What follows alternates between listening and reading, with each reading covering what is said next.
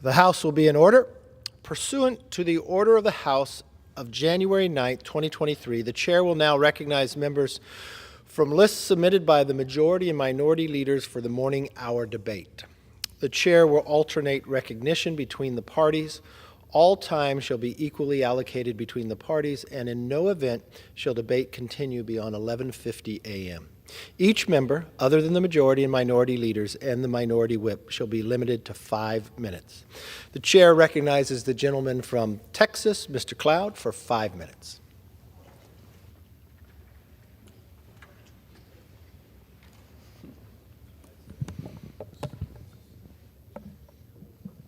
All right. Thank you, Mr. Speaker. I rise today in recognition of the 15th anniversary of the Warriors Weekend Field of Honor. The mission of the Field of Honor has always been to honor our nation's veterans and encourage our wounded warriors. This all began in May 2009 when Warriors Weekend President Ron Koshin, Texas Army National Guard veteran, gave Colonel Mike Petrosh of U.S. Army retired the approval to conduct the first Field of Honor in Victoria, Texas in support of Warriors Weekend. It became an instant success during which 550 sponsored flags were posted by local area sponsors, patriots, and families, touching the hearts of over 300 visiting warriors from all over the United States. In 2011, the Field of Honor expanded its army of volunteers, so to speak, and encouraged faith, civic, veteran, and youth-based organizations to partner with them as a way of raising funds for their own community programs in a way that's honorable and noteworthy. As the field matured and the mission of honoring veterans for their service continued to thrive, it eventually led to the inclusion of the third pillar of Warriors Weekend mission, to build a community of honor and excellence. Throughout the lifetime of the Field of Honor, over 30,000 flags have been sponsored, prepared, and posted in honor of our veterans, wounded soldiers, sailors, Marines, and airmen who come to Victoria from all 50 states and Puerto Rico to enjoy a weekend of respite from their wound care. Warriors Weekend and the Field of Honor are truly a nationwide ministry that has a positive impact on the thousands of cities and towns across America. The warriors go back and live a more complete, productive lives for themselves, their families, and their communities. On this day, we recognize the service and sacrifice of all those thousands of patriotic servant leaders who have strived for 15 years to honor veterans, encourage warriors, and build a community of honor and excellence. Warriors Weekend Field of Honor has shown this nation what right looks like, and it's through the great work and leadership of volunteers demonstrating a true commitment and honoring those of our United States of America as one nation under God. Thank you, Mr. Speaker, and I yield back.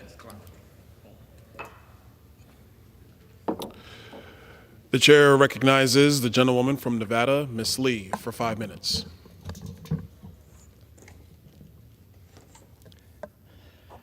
Mr. Speaker, I rise today to recognize a law enforcement hero from Nevada who made the ultimate sacrifice serving our community, Officer Trung Tai. Last October, while responding to a late-night domestic disturbance, Officer Tai was shot and killed at the age of 49, leaving behind his father, brother, 4 sisters, his daughter Jada, and an entire community of law enforcement officers who relied on his mentorship and support. A 23-year veteran of the Las Vegas Metropolitan Police Department, Ty's colleagues describe him as someone who could have served in the highest levels of the department as a sergeant or a lieutenant, but instead he chose time and again to serve at all hours of the day and all hours of the night on the front lines of our communities because what he cared about most was keeping people safe. Officer Tai represented the best of our law enforcement, someone willing to put his life on the line for his community, but also a family man who never stopped giving back. He coached girls volleyball and enjoyed playing with his daughter Jada. He went on fishing trips with colleagues and their children, and he never hesitated to help someone in need. We should all be grateful for the service of Officer Tai and inspired by his dedication and generosity as we remember his service. In addition, I'd like to take a moment to honor the sacrifices of far too many other law enforcement officers from Nevada, also lost in the line of duty, including from the Las Vegas Metropolitan Police Department, Detective Justin Michael Terry, Officer Edward Aaron Contreras Jr., Sergeant Douglas Michael King, Officer Philip Carl Closey, and from Pahrump Justice Court, Bailiff Gerald Raymond Smith, and Officer Ray Edward East from Walker River. This week, I thank our law enforcement officers for their service and remember those like Officer Ty, whose dedication to his community and family we will never forget.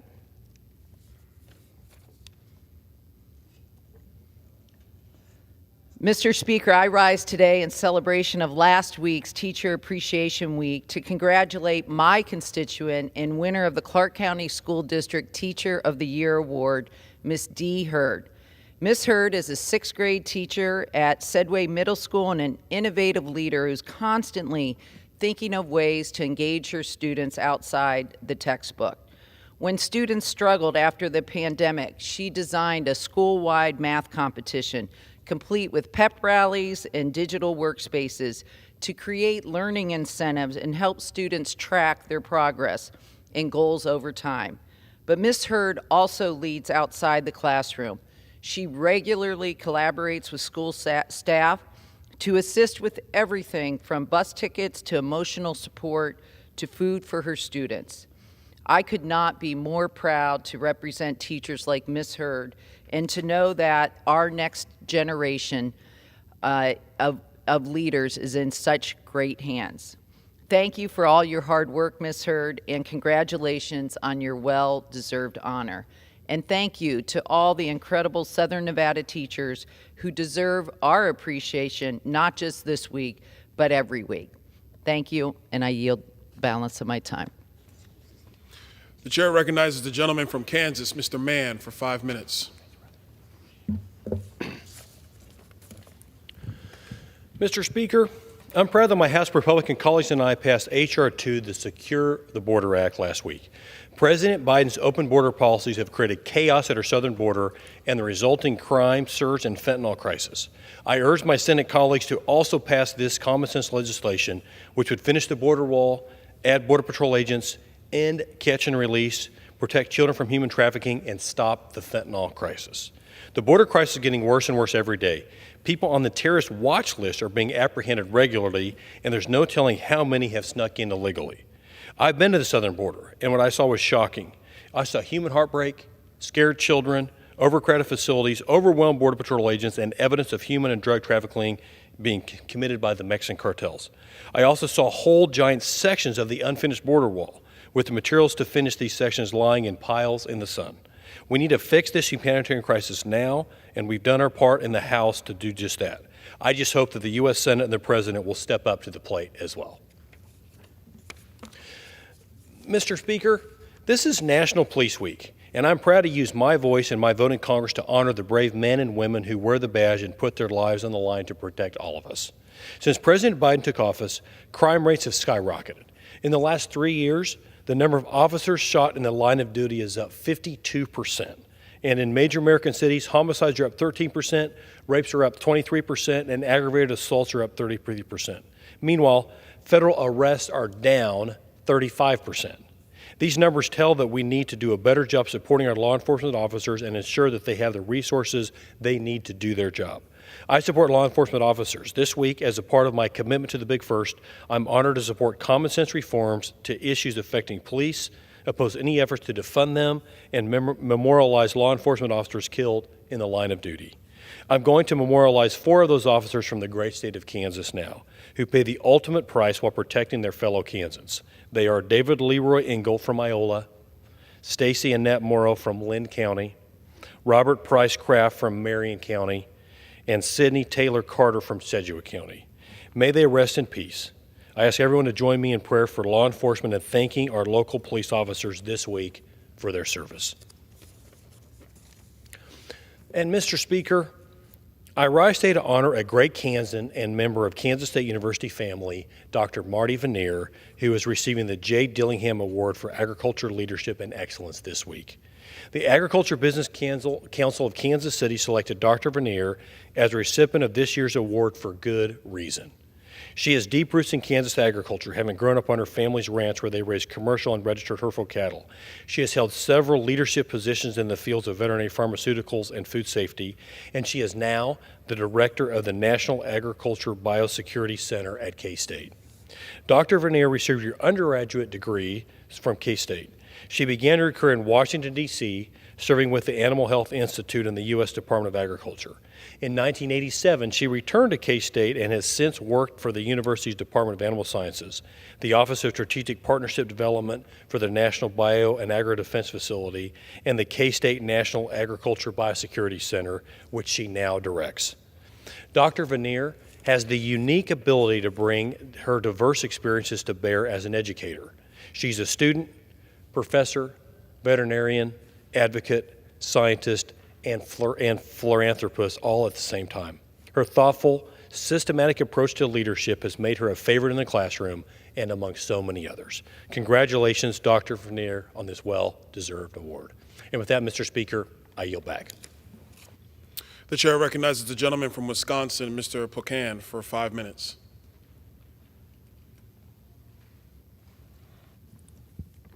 Thank you, Mr. Speaker. Republicans aren't being honest when they tell you they're trying to negotiate in good faith on the nation's debt ceiling. First, this shouldn't be a negotiation. It's paying our bills we've already spent. We've lifted the debt ceiling over 80 times before, including 3 times during President Trump's tenure, because you have to pay your bills. And second, the legislation they passed as an alleged negotiation shows how drastic they would like to cut spending, but can't because they can't even put specifics on paper like the president and the Democrats have. They'd love to cut programs drastically, but the cuts would hurt so many Americans they can't actually do it. That's why they haven't released a budget. Look, I serve on the Appropriations Committee. Let me explain what the Republicans want to do. They passed a bill to cut spending to fiscal year 2022 levels. That sounds innocuous enough, but here's what it actually means: deep cuts. We have discretionary and non-discretionary spending. We can't cut non-discretionary spending like Social Security and Medicare because, well, it's your money that we hold on to as a public trust. So by law, we can't cut non-discretionary spending. That only leaves discretionary funds that can be changed. Now, discretionary funds are eligible for cuts or increases, but the GOP majority further limits that by saying they won't cut Pentagon spending. That amounts to over half of discretionary funds. That leaves a much smaller portion of the total budget to absorb all of the cuts they propose, adding up to a 22% cut of all remaining funds. 22% of the funds that help veterans, 22% of the funds to protect the border, and funds for Meals on Wheels programs, and funds for railroad safety inspections, education, housing, health care, all cut. Think about those levels of cuts and what that effect would have on you and your family. They talk a tough game on the border, but if they cut 22% of the funding going to protect the border, cutting Border Patrol and custom officers could increase the flow of people into the country and cut back on searches for fentanyl and other drugs at our points of entry. They say they want to back the blue and support our police, but 22% cuts to federal law enforcement and grants to local police departments are hardly the support they need. They say they support our veterans, but cut veterans' food assistance programs and housing choice vouchers, hurting tens of thousands of veterans who bravely served. Even the PACT Act that finally made it through Congress to help veterans exposed to toxic chemicals wouldn't get the funding needed to help those who served our nation. But it keeps going. These cuts would affect 180,000 fewer children would have access to child care. 10,800 fewer OSHA inspections of plants would expose workers to unsafe conditions. Drug treatment courts would lose funding and 29,000 fewer people would be able to get treatment for opioid addiction. There's a reason why they can't put out a full budget, because these types of cuts aren't workable. But it's worse. If they do fund some areas, other areas will see even deeper cuts, 30% or more cuts in some of the areas I've just mentioned. And if they don't get these cuts, they won't pay our nation's current bills and will force our nation into default. Look, when you sign a mortgage, you can't decide whether or not you're going to send your monthly check. If you default, you lose your house and your credit is shot. The same is true for the federal government. But you'll also be directly affected by Republican default. Millions of people would lose their jobs. Interest rates for home buyers and small businesses would go up overnight. Stocks would tank, sinking your retirement investments. Congress has to pay its bills like you do, responsibly. And you do that by lifting the debt ceiling now. And if not, well then, Mr. President, invoke parts of the 14th Amendment to pay our bills and not damage the economy. Enough messing around. Get the job done, House Republicans. Your constituents deserve it. I yield back. Members are reminded to make sure they direct their comments to the chair. The chair now recognizes the gentleman from Virginia, Mr. Klein, for 5 minutes. Thank you, Mr. Speaker. Mr. Speaker, America's law enforcement officers are the best among us. As we celebrate National Police Week this week, I'm proud to join my colleagues and millions of Americans in saying thank you to the brave men and women who wear the badge. Every day, law enforcement officers courageously save innocent lives, stop criminals, and help our communities. Yet tragically, since 1776, more than 26,000 police officers and sheriff's deputies have made the ultimate sacrifice, and in just the last 3 years alone, we've lost 1,397 officers in the line of duty. That is 26,000 too many. Despite the countless sacrifices that our police officers and sheriff's deputies across the nation make every day, the far left has pushed to defund the police for far too long, and our police and sheriff's offices have been under relentless attack. With crime running rampant in communities across our country, defunding and demoralizing our law enforcement has only made communities less safe. Unfortunately, instead of taking action to give law enforcement more resources and support, liberal politicians have doubled down on their soft-on-crime policies that have gotten us into this mess. Despite this, local law enforcement officers in communities across Virginia's 6th District and across our nation go to work every day to protect each and every one of us, and we cannot convey our gratitude enough. This week, House Republicans will be voting on a resolution that expresses our continued support for law enforcement officers and condemns the far left's effort to defund the police. We will also be voting on H.R. 2494, the Police Act, which will make assault on a law enforcement officer by an alien a deportable offense, an important legislation that establishes a program for federal law enforcement officers to purchase retired handguns at fair market value. Mr. Speaker, House Republicans will continue to proudly back the brave men and women who wear the brown and the blue across America. As we honor National Police Week, I urge all of my colleagues to join us in support by passing these bills. Mr. Speaker, I rise to recognize the 100th anniversary of Winchester, Virginia's own John Hanley High School, an endowed public school located in the heart of the Shenandoah Valley. The school's funding was launched by an 1895 grant from Judge John Hanley, hence the school mascot, the Judges, because of Hanley's love of the town and its people that grew through his friends and acquaintances, and construction followed beginning in 1922. Despite never having lived in Winchester, Judge Hanley's generosity made it possible for generations of students to enhance their knowledge. More importantly, it created an environment, a culture of support and appreciation for public education. With state-of-the-art facilities, cutting-edge academics, a dedicated athletic program, and an award-winning fine arts program, the John Hanley High School truly sets itself apart. The school was even recently named the most beautiful high school in the Commonwealth of Virginia. Today, under the leadership of Principal Susan Braithwaite, John Hanley High School's thriving active student body and dedicated staff truly embody the meaning of Hanley pride. Congratulations to John Hanley High School and all the students, alumni, teachers, and staff, past and present, on this incredible milestone, and I wish the school another 100 years of success. Mr. Speaker, the greatest threat to America's economy is our debt. Even according to former Chairman of the Joint Chiefs, Admiral Mike Mullen, the most significant threat to America's security is our national debt. Our financial stability today has spiraled out of control because of President Biden and the Democrats' reckless spending to fund their radical agenda. Now our nation faces an unsustainable $31.7 trillion in debt. Earlier last week, President Biden met with Speaker McCarthy and congressional leadership to discuss legislation to raise the debt ceiling, and to no one's surprise, Biden and Senate Democrats continue to avoid their responsibilities to negotiate. House Republicans have already worked toward a deal by passing a sensible debt ceiling bill that will limit government spending, grow the economy, save taxpayer dollars, and protect vital benefits. We've also done our job to stop the chaos at our southern border by passing H.R. 2, the Secure the Border Act. The security of our border is inexorably linked to the fiscal security of our nation. A recent cost estimate of the Secure the Border Act by Congressional Budget Office confirmed that federal taxpayers are spending tens of billions of dollars on benefits for illegal immigrants like health care, nutrition, and refundable child tax credits due to Biden's current border policies. Taking into account costs at the state and local level, American taxpayers pay $182 billion annually for services and benefits to illegal immigrants. At the end of the day, blank government checks got us into this debt crisis, and a no-strings-attached debt ceiling increase will only serve to push our already fragile economy off the fiscal cliff. It's time to act, and I urge the President to join us at the table. I yield back. The chair recognizes the gentlewoman from Virginia, Ms. Spanberger, for 5 minutes.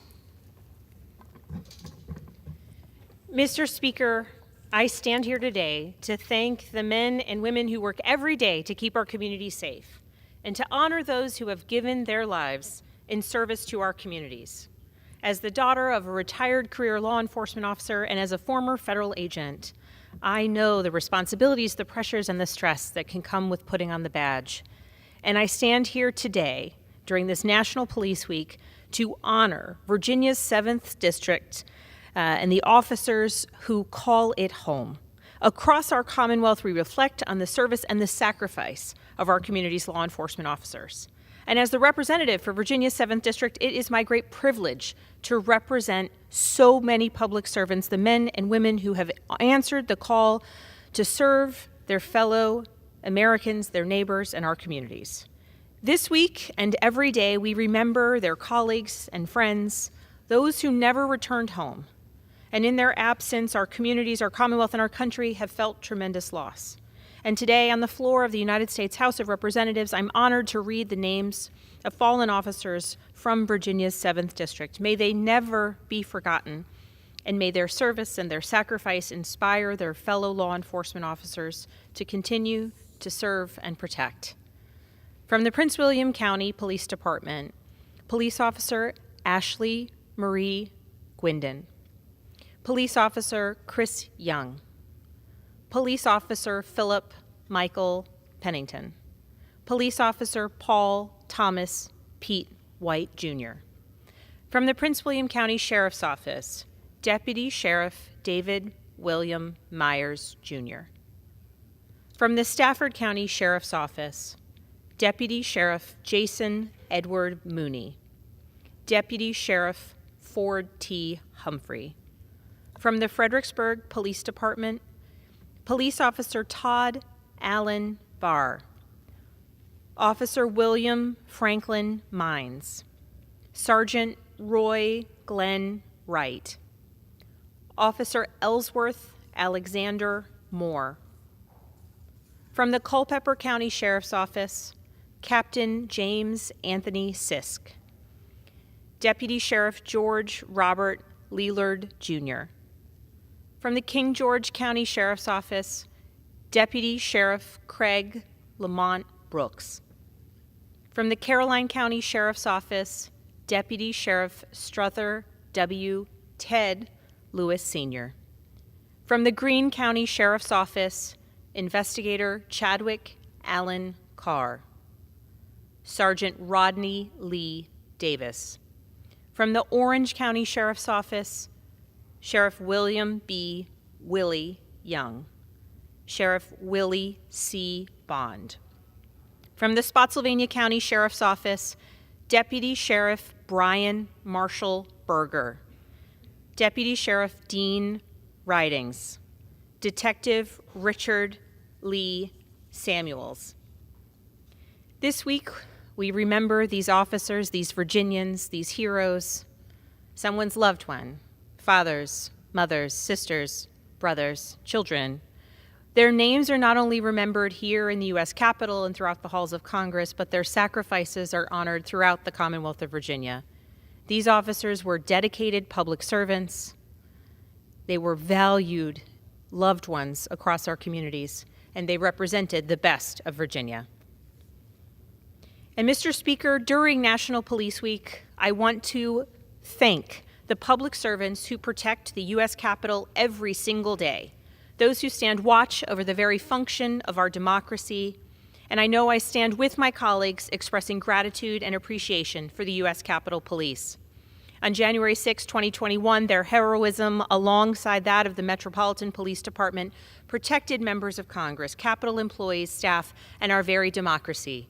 More than 150 police officers were injured that day, and yet they still stand strong, committed to their duty. As the representative for Virginia's 7th District, I am proud to represent many of the men and women of the U.S. Capitol Police in Congress, and I am committed to making sure that they have the resources, support, financial security, and retirements they deserve and have earned through their selfless sacrifice. It is the least we can do in return for their professionalism, their fervent commitment to duty, their devotion to our country, and their work every day in the halls of Congress. Thank you, Mr. Speaker. I yield back.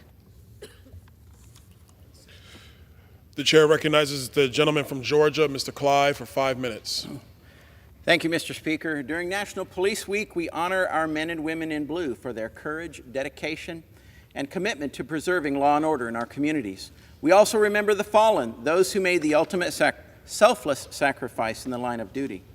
And on this National Police Week, Congress has the unique opportunity to not just say we back the blue, but to actually take a stand against a misguided law that severely hinders the ability of police officers in this very city from protecting and serving the American people. The D.C. City Council's so-called Police Reform Bill, the Comprehensive Policing and Justice Reform Emergency Amendment Act, creates very serious undue burdens on the Metropolitan Police Department. Amidst the raging crime crisis terrorizing the streets here in our nation's capital, this law, which for 2 years has been in effect under emergency legislative powers, this law puts criminals first and MPD officers last.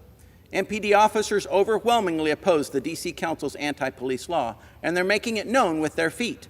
Since this legislation has been in place, the MPD has lost more than 1,100 officers and currently operates at a 500 officer deficit. And as officers are leaving the force in droves faster than they can be replaced, the Metro Police Department has drastically shrunk to a historic half-century low.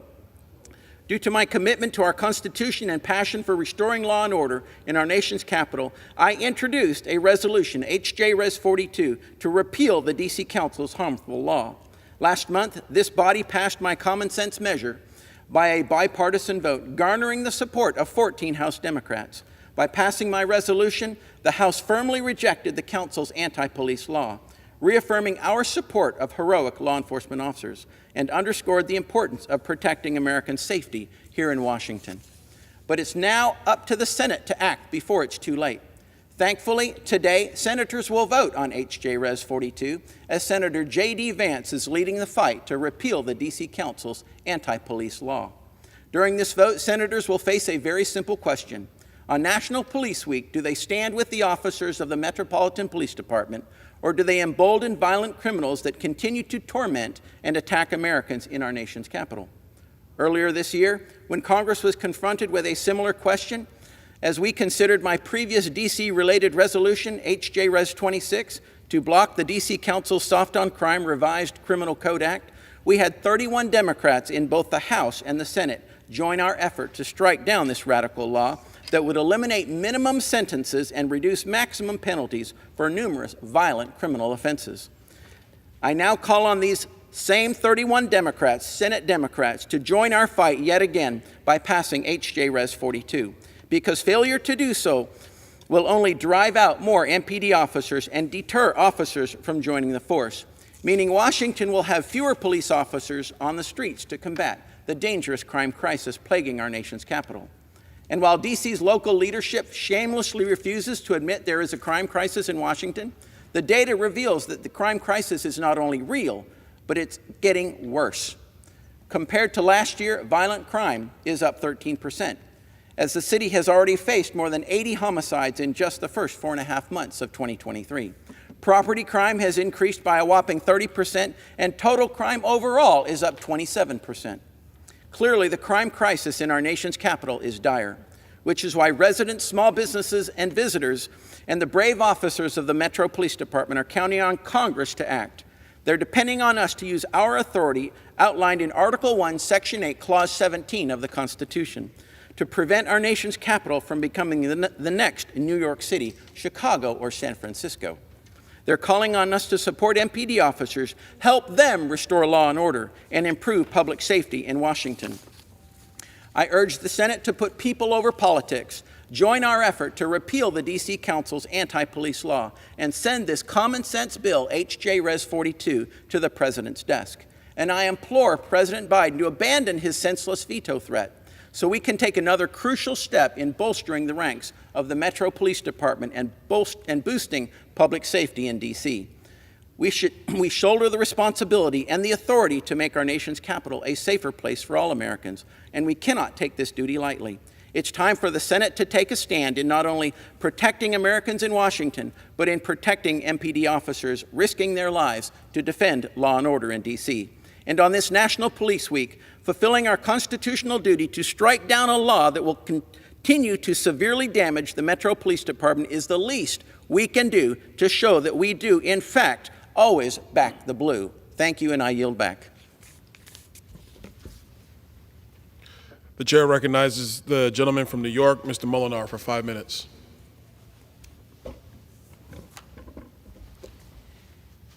Thank you, Mr. Speaker. I rise today to recognize May as Mental Health Awareness Month.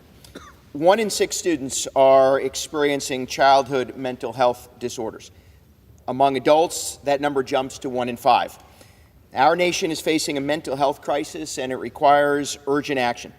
For too long, mental health has been a topic that people have been afraid to openly discuss, and it carries with it a stigma that has prevented people from getting the care they need. I know this firsthand. Having been raised by a single mom with undiagnosed depression, I know the challenges that many families face, and while grateful for her love, knew the struggles that she lived with. Talking about mental health isn't simply enough. Now, we must work hard to break down and break through barriers and encourage more people to seek the help they need. That requires us as a nation and as communities to invest more to help ensure anyone who needs mental health treatment can access it. I spent much of the last 12 years as a local elected official building up the most comprehensive community-based mental health model in the country. It is now today the model that New York State uses, and it is critically important that we expand the reach and the ability of individuals to access community-based mental health treatment. In upstate New York, we have incredible providers like Mental Health Association of the Southern Tier. Unfortunately, these providers are stretched thin and face growing demand. They need our help. And that's why we must increase federal commitment for mental health programming, incentivize mental health education to boost the pipeline of qualified practitioners. As we recognize Mental Health Awareness Month, we must increase our commitment to addressing the mental health crisis in our communities. This is an issue that transcends party and politics. And by working together, we can build communities where everyone has the support they need to live out a full, healthy, and fulfilling life. Thank you, Mr. Speaker. I rise today with many of my colleagues in honor of National Police Week. I join members across this country in recognizing the brave men and women who serve in federal, state, county, and local law enforcement. And I especially want to acknowledge and recognize the men and women of law enforcement throughout upstate New York, county, state, and local men and women who put their lives on the line every day to protect our communities. And sadly, however, they don't get the recognition that they deserve, and appreciation, while well-deserved, is simply not enough. In the state of New York State passed cashless bail reforms that have allowed dangerous criminals to be released and remain in our communities and on our streets, reoffending, creating new victims, undermining law enforcement, diminishing public safety. These laws make it harder and more dangerous to be a law enforcement official, a police officer. And it's no wonder our police officers are leaving the profession in record numbers. Now, here in Congress, we're moving this week to pass bills to show our support and appreciation for law enforcement to prove again that we have their back.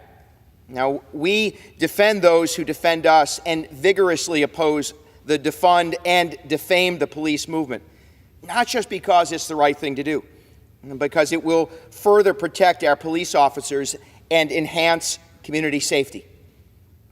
Mr. Speaker, we recognize all of those men and women who serve and sacrifice every day, and we are grateful to them and to their families. May they always come home to a family that loves them and a community that supports them. And with that, I yield back. The chair recognizes the gentleman from Alabama, Mr. Carl, for 5 minutes. Thank you, Mr. Speaker. Mr. Speaker, I rise today in opposition to the U.S. Fish and Wildlife proposal regulating and banning lead, ammo, and fishing tackle from our public lands across this country. So many of us grew up hunting and fishing with our parents, with our grandparents, and our friends. Some of my best memories are with my kids and my grandkids, or when I have taken them hunting and fishing in those quiet moments that we have together, that we can talk about life lessons and we can talk about the things that as families we need to pass on. These generations will cease to exist if we allow this to come into effect by the U.S. Wildlife Agency. In my opinion, enjoying the great outdoors with our friends and our family is one of the most important and special parts of the American dream. Unfortunately, the Biden administration is planning to impose more rules and more regulations, even on our most basic rights. I have huge concerns over these actions. Low-cost lead for ammunition and fishing gear made of lead is commonly used by all of us, and banning them will essentially be the same as putting a no hunting sign on millions of acres of land and kicking people off waterways across this nation. Access to hunting and fishing on public land is important in this country, and we cannot allow the Biden administration to take away these rights because they would rather listen to the far left environmentalist groups than trust the science and leave law-abiding Americans alone. Whether their attempt to ban gas stoves, force expensive electric vehicles on everyone, or tell us what kind of ammunition we can hunt with, or what type of fishing lures we can use, this administration seems determined to chip away at our constitutional rights. Our constitutional rights. Many years ago, I took a hunter safety course from a blind gentleman that could no longer see to hunt and fish, but his way of reliving all of those memories was teaching a hunter safety course. He taught me that you will never control guns because you can make a gun out of virtually anything. The way to control guns by an old gunsmith that's living his dreams through his blind eyes is ammunition. Don't think for a second this lead bill is about our wildlife. This bill is about controlling the lead that we use in our guns and not controlling the guns themselves. This man had wisdom. This was 30 years ago. It's just taken him a little while to get to it. What's the next step? Will the next step be banning all lead from being used in hunting? How's that going to limit our hunting? Who's that going to limit that can afford to hunt? This is a slippery slope we don't have to go down. We have to stop it now. We cannot give them the first bite of the apple by saying that we cannot use lead on government property. I can promise you, I will do all I can do to stop this from happening and ensure that this administration can try to do nothing similar to this.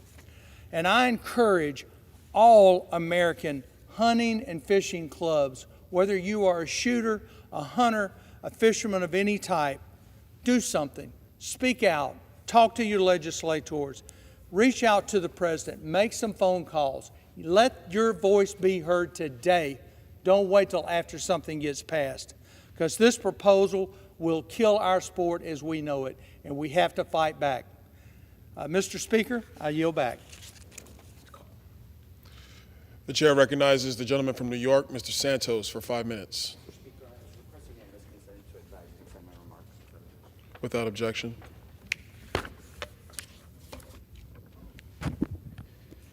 Thank you, Mr. Speaker. The U.S. Department of Energy and the FBI have affirmed that the COVID pandemic most likely originated from a leak of the SARS-CoV-2 from a Wuhan Institute of Virology. The deadly COVID virus was unleashed on American soil in 2020, yet it took 3 years and a new majority in Congress to finally start investigating the malign influence of the barbaric Chinese Communist Party. COVID was not the CCP's only flagrant and unsparing attempt to infiltrate American sovereignty. Earlier this year, spy balloons floated along the United States and gathered intelligence from sensitive U.S. military sites.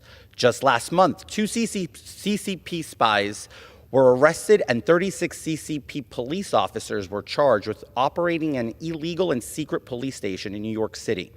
The 2 alleged CCP spies only to be quickly granted bail and release from custody.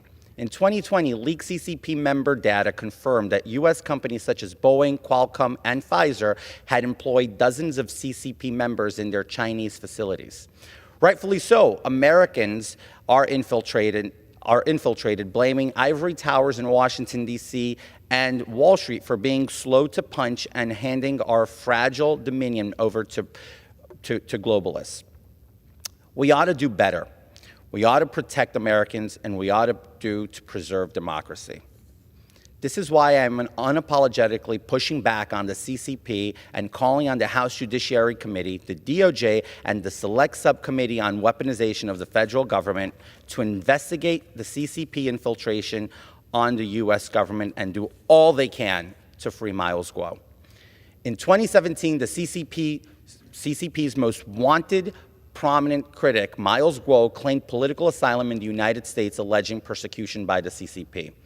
He has been here for about 6 years, and just last month, Guo was arrested and denied bail for being pronounced a flight risk. In this case, the charges against Miles Guo are simply a part of an organized campaign of political persecution brought against him by the CCP. As a matter of fact, in November of 2018, George Hickenbotham, a senior official at the DOJ, pleaded guilty to his active role in this illegal campaign. He admitted to accepting $41 million from the CCP and meeting with the Vice Minister of Public Security of China to advance the removal of Guo from the United States.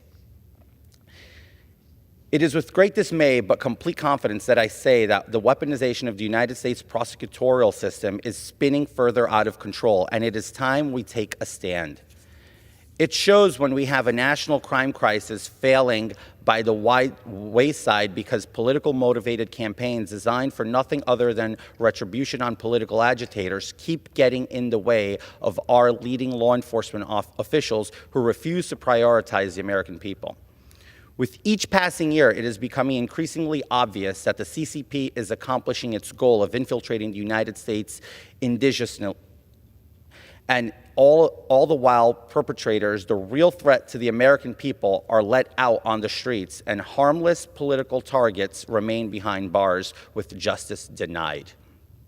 Mr. Speaker, I speak for every American when I say we are done tucking our tails and being at the losing end of every trade-off with the CCP.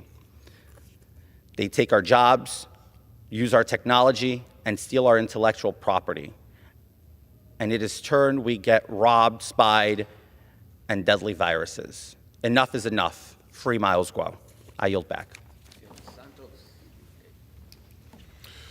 The chair recognizes the gentleman from Missouri, Mr. Alford, for 5 minutes.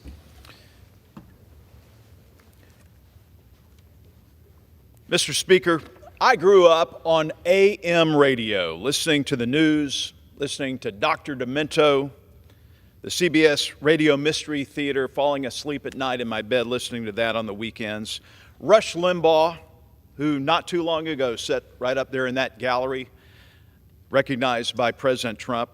I even interned for the late Larry King. I love AM radio. So I rise today to address an urgent concern that's impacting our nation's heartland and America in general, the decision by some car and truck manufacturers to eliminate, do away with AM radio from their systems, including the F-150, the Ford F-150 that's made in Clay Como near Kansas City, not too far from my district. You see, AM radio is an essential platform for conservative voices like Pete Mundo and Chris Stegall, and listeners who rely on the truth that they hear from AM stations. Stations like KCMO, KRMS, KMMO, KOKO, KDRO, KWTO, and KSGF. AM radio is the lifeblood of information for our farmers and ranchers in particular, providing crucial updates on weather patterns, market shifts, agricultural news. It's also a vital platform for emergency information. Under the Communications Act of 1934, AM radio is there for a reason. It's there to operate in the public interest, and that's exactly what it does. You see, Mr. Speaker, farmers are the backbone of our nation's food security. Yet they operate in some of the most isolated regions, often lacking access to modern high-speed internet or digital services. Did you know, Mr. Speaker, that there are more than 4,000 AM radio stations in the United States, with more than a third dedicated to agricultural programming? That is 1/3 of the stations. That's a big number. This is not a dying medium, Mr. Speaker. It is a vibrant network that connects diverse communities across our nation. We must remind our car manufacturers to consider the wider impact of their decisions. Let's make sure that conservative voices are protected. Let's make sure that emergency communications are protected as well for our farmers and ranchers in particular. And let's make sure our rural communities, our farmers and ranchers, the unsung heroes of our nation, remain connected, remain informed, and remain respected. Mr. Speaker, in the 1980s, I remember when MTV first came on and the little jingle, "I want my MTV." Well, Mr. Speaker, it is 2023, and I want my AM radio. Thank you. I yield back.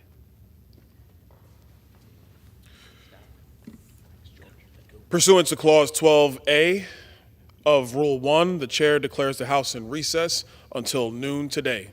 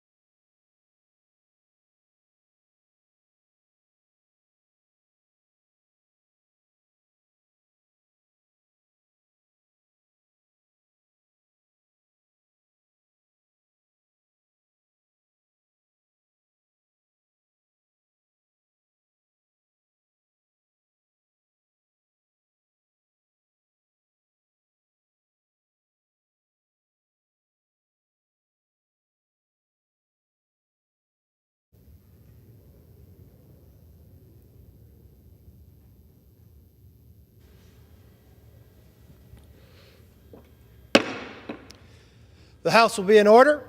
The prayer will be offered by Chaplain Kibben. Would you pray with me? Almighty God, you, O Lord, are our strength and our shield. In you do we find trust and find our refuge.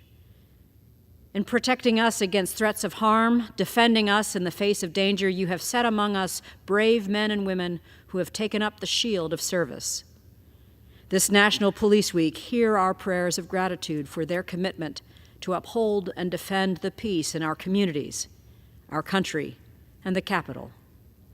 Remind us, O Lord, that the security they so dutifully provide comes at considerable personal cost to them. The long hours and relentless pressure to stand yet another extra watch steal precious time away from their loved ones.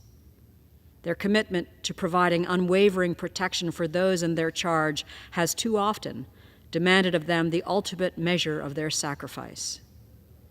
For these countless acts of dedication, their selfless service, and their heroism, for the 556 men and women whose names were added to the Law Enforcement Memorial this year, and for all who have gone above and beyond, paying the final price in their efforts to safeguard the citizens of our nation, we pray your blessing be upon their families, and we pray your assurance that their deaths will not be in vain.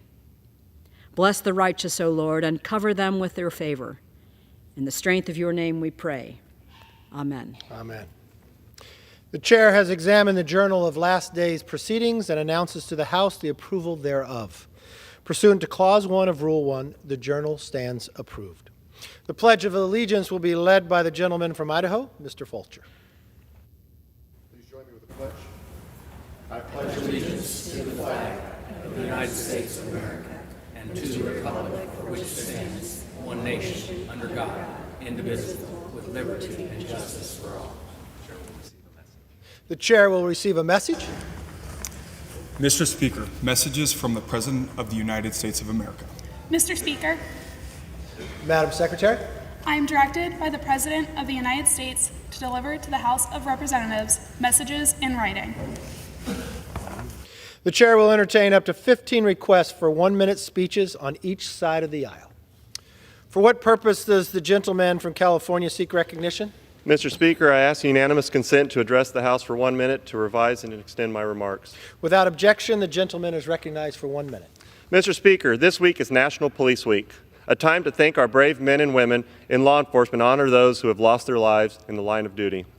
Police departments in small communities, like many in the Central Valley, struggle to have enough funding to recruit, train, and provide resources for their officers. As I meet with law enforcement across my district, I hear firsthand just how much stress is being placed on these officers, who are consistently being asked to do more with less resources. Despite all of this, our police officers still wake up each morning, put their uniforms on, and go into our communities to uphold their oath to protect and serve, knowing very well that they may not come home that night. It is critical that we continue to fully fund our law enforcement and ensure they have the resources they need to keep themselves and our community safe. And I want to thank all of our police officers and law enforcement, both in the Central Valley and across the country, for their selfless dedication to service and keeping our community safe. Thank you, Speaker, and I yield back. The gentleman yields back. For what purpose does the gentleman from Massachusetts seek recognition?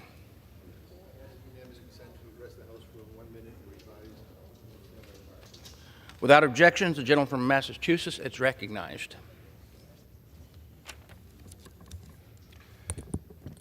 Mr. Speaker, one of the major reasons people get readmitted to the hospital is what's in their cabinet at home, or more notably, what isn't.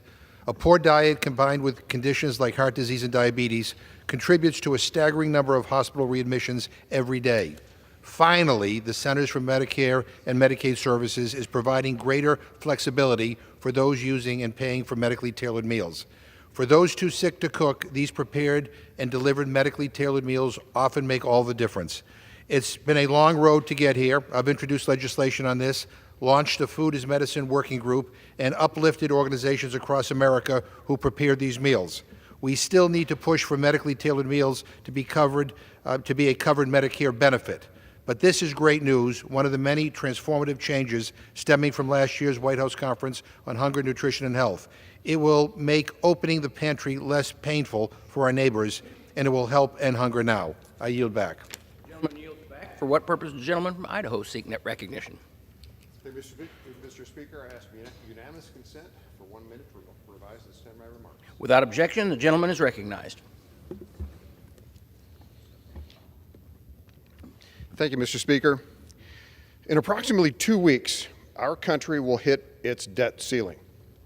House Republicans understand that this would be disastrous for our already fragile economy. That's why we took decisive action to address the crisis responsibly and sensibly by passing the Limit, Save, and Grow Act.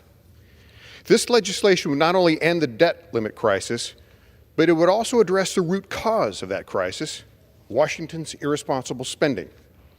Since President Biden took office, the 10-year trajectory on federal spending has increased by a staggering $10 trillion. While House Republicans have been hard at work crafting solutions to the debt ceiling, this administration and House Democrats have wasted valuable time, putting our nation's financial stability at risk. 2 weeks ago, the White House press secretary flatly said the president is not going to negotiate on the debt ceiling.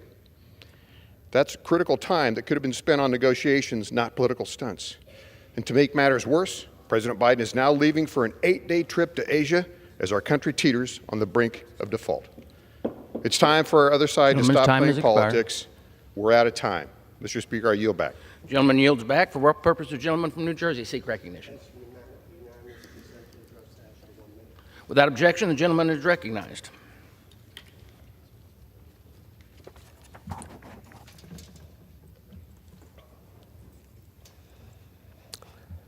Thank you, Mr. Speaker. I rise today to honor the life of one of New Jersey's finest, Deptford Township Officer Robert Bobby Schisler, who died last week after being shot in the line of duty in March. He was just 27 years old. Born and raised in Deptford, Officer Schisler dedicated his life to serving and protecting his community. He served Deptford with honor, integrity, and he made South Jersey a better, safer place for all of us. We must never forget the ultimate sacrifice made by the officer and all those who wear uniform who protect us. We will always remember the Officer Schisler for the hero that he is. I am keeping his family, his friends, his fellow law enforcement officers, and the entire Deptford community in my thoughts and prayers. May he rest in peace. I yield back, Mr. Speaker. Gentleman yields back. For what purpose does the gentleman from Ohio seek recognition? Mr. Speaker, asking consent to address the House for 1 minute and to revise and extend my remarks. Without objection, the gentleman is recognized. Veteran suicide is a tragedy that claims far too many of America's heroes. We lost 6,146 veterans that we know of from suicide in 2020 alone. That's about 3 times as many soldiers as we lost in Afghanistan from hostile action. This is tragic, but any veterans listening should know that America is in your corner. On May 6th, I had the opportunity to join the Patriots of Save 22 for a veteran suicide awareness hike in Massillon, Ohio. Similar events will happen across the country. Go to one to let our heroes know that they matter. Veterans in crisis may call 988, then press 1 if they need immediate support. To our heroes listening, please know that we are here for you and that we will never forget your service and sacrifice to our nation. God bless you. Thank you, and I yield back. Gentleman yields back.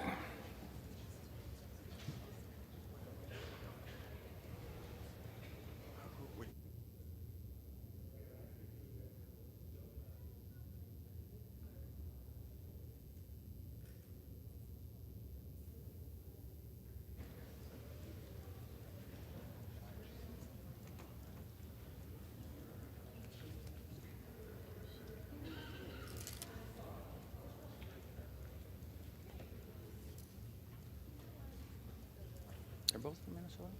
Yeah.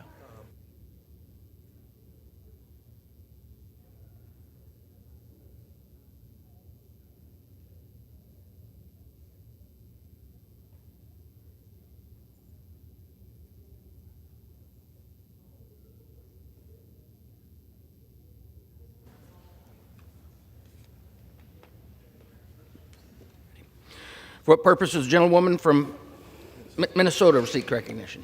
Mr. Speaker, by the direction of the Committee on Rules, I call up House Resolution 398 and ask for its immediate consideration. The clerk will report the resolution. House Calendar Number 19, House Resolution 398. Resolved that at any time after adoption of this resolution, the Speaker may, pursuant to Clause 2B of Rule 18, declare the House resolved into the Committee of the Whole House on the State of the Union for consideration of the bill, H.R. 2494, to make the assault of law enforcement officer a deportable offense, and for other purposes. The first reading of the bill shall be dispensed with. All points of order against consideration of the bill are waived. General debate shall be confined to the bill and shall not exceed 1 hour, equally divided and controlled by the chair and ranking minority member of the Committee on the Judiciary or their respective designees. After general debate, the bill shall be considered for amendment under the 5-minute rule. In lieu of the amendment in the nature of a substitute recommended by the Committee on Judiciary, now printed in the bill, it shall be in order to consider as an original bill for the purpose of amendment under the 5-minute rule, an amendment in the nature of a substitute consisting of the text of Rules Committee Print 118-4. That amendment in the nature of a substitute shall be considered as read. All points of order against that amendment in the nature of a substitute are waived. No amendment to that amendment in the nature of a substitute shall be in order, except those printed in Part A of the report of the Committee on Rules accompanying this resolution. Each such amendment may be offered only in the order printed in the report, may be offered only by a member designated in the report, shall be considered as read, shall be debatable for the time specified in the report, equally divided and controlled by the proponent and an opponent, shall not be subject to amendment, and shall not be subject to demand for division of the question, in the House or in the Committee of the Whole. All points of order against such amendments are waived. At the conclusion of consideration of the bill for amendment, the committee shall rise and report the bill to the House with such amendments as may have been adopted. Any member may demand a separate vote in the House or on any amendment adopted in the Committee of the Whole to the bill or to the amendment in the nature of a substitute made in order as original text. The previous question shall be considered as order on the bill and amendments thereto to final passage without intervening motion except one motion to recommit. Section 2, at any time after adoption of this resolution, the Speaker may, pursuant to Clause 2B of Rule 18, declare the House resolved into the Committee of the Whole House on the State of the Union for consideration of the bill, H.R. 3091, to allow federal law enforcement officers to purchase retired service weapons and for other purposes. The first reading of the bill shall be dispensed with. All points of order against consideration of the bill are waived. General debate should be confined to the bill and shall not exceed 1 hour, equally divided and controlled by the chair and ranking minority member of the Committee on the Judiciary or their respective designees. After general debate, the bill shall be considered for amendment under the 5-minute rule. In lieu of the amendment in the nature of a substitute recommended by the Committee on the Judiciary, now printed in the bill, it shall be in order to consider as an original bill for the purpose of amendment under the 5-minute rule, an amendment in the nature of a substitute consisting of the text of Rules Committee Print 118-5. That amendment in the nature of a substitute shall be considered as read. All points of order against that amendment in the nature of a substitute are waived. No amendment to that amendment in the nature of a substitute shall be in order except those printed in Part B of the report of the Committee on Rules accompanying this resolution. Each such amendment may be offered only in the order printed in the report, may be offered only by a member designated in the report, shall be considered as read, shall be debatable for the time specified in the report, equally divided and controlled by the proponent and opponent, shall not be subject to amendment, and shall not be subject to a demand for division of the question in the House or in the Committee of the Whole. All points of order against such amendments are waived. At the conclusion of consideration of the bill for amendment under the amendment, the committee shall rise and report to the House the bill with such amendments as may have been adopted. Any member may demand a separate vote in the House on any amendment adopted in the Committee of the Whole to the bill or to the amendment in the nature of a substitute made in order as original text. The previous question shall be considered as order on the bill and amendments thereto to final passage without intervening motion except one motion to recommit. Section 3, upon adoption of this resolution, it shall be in order to consider in the House the concurrent resolution, House Concurrent Resolution 40, expressing support for local law enforcement officers and condemning efforts to defund or dismantle local law enforcement agencies. All points of order against consideration of the concurrent resolution are waived. The concurrent resolution shall be considered as read. All points of order against provisions in the concurrent resolution are waived. The previous question shall be considered as order on the concurrent resolution and preamble, and on any amendment thereto, to adoption without intervening motion or demand for division of the question except one. 1 hour of debate, equally divided and controlled by the chair and ranking minority member of the Committee on the Judiciary or their respective designees. And 2, the amendment printed in Part C of the report of the Committee on Rules accompanying this resolution, if offered by the member designated in the report, which shall be in order without intervention of any point of order, shall be considered as read, shall be separately debatable for the time specified in the report, equally divided and controlled by the proponent and an opponent, and shall not be subject to a demand for division of the question. The gentlewoman from Minnesota is recognized for 1 hour. Mr. Speaker, for the purposes of debate only, I yield the customary 30 minutes to the gentleman from Massachusetts, pending which I yield myself such time as I may consume. During consideration of this resolution, and all yielded time is for purpose of debate only. I ask unanimous consent that all members have 5 legislative days to revise and extend their remarks. Without objection. Thank you, Mr. Speaker. Mr. Speaker, we are here to debate the rule providing for consideration of H.R. 2494, the Protect Our Law Enforcement with Immigration Control and Enforcement, or the Police Act, H.R. 3091. The Federal Law Enforcement Officer Service Weapon Purchase Act and H.Con. Res. 40, expressing support for law enforcement officers and condemning efforts to defund or dismantle local law enforcement agencies. It provides for structured rules for all 3 bills and makes in order Democrat as well as Republican amendments. Given all that our police officers do for our community each and every day, I am honored to stand here in defense of this legislation to support them. According to the FBI, assaults on law enforcement officers increased by 11.2% from 2020 to 2021. Many of these violent crimes have been committed by illegal aliens. As this administration continues to let the crisis at the border spiral out of control, these types of assault will continue to increase. There are things we can do to deter criminal assaults and protect our officers. The Police Act would amend the Immigration and Nationality Act to clear the state and clearly state, that the assault of a law enforcement officer is a deportable offense. If those who have been given the privilege of coming here cannot respect our laws or those who enforce them, they should not enjoy the benefit of remaining in our country. The second bill under consideration today, H.R. 3091, would allow law enforcement officers to buy retired and surplus military service weapons at fair market value so long as the officer is in good standing with their employed agency. Under current law, federal law enforcement agencies are required to destroy retired and unneeded firearms. The Fraternal Order of Police estimates that this wastes up to $8 million a year. This bill is a common sense solution to save taxpayer dollars and support law enforcement officers. And finally, H.Con. Res. 40 expresses Congress's support for local law enforcement officers and condemns efforts to defund or dismantle local law enforcement agencies. Unfortunately, because there are people out there, even some serving in Congress, that want to defund the police and want to continue the anti-law enforcement rhetoric, this bill is necessary. In a time where police officers are regularly attacked for their profession, 2021 being the deadliest year in 2 decades for law enforcement officers, according to the FBI, it can never be stated enough that the U.S. Congress supports this country's police officers. The brave men and women across this nation who risk their lives every day need to know that we condemn any efforts to defund them and we support them. They need to know that we stand with them and are here to do everything in our power to protect them in the way they protect and serve our communities. That is why I encourage my colleagues to stand with me and support these pieces of legislation. I reserve, Mr. Speaker. The gentlewoman from Minnesota reserves. The gentleman from Massachusetts is recognized.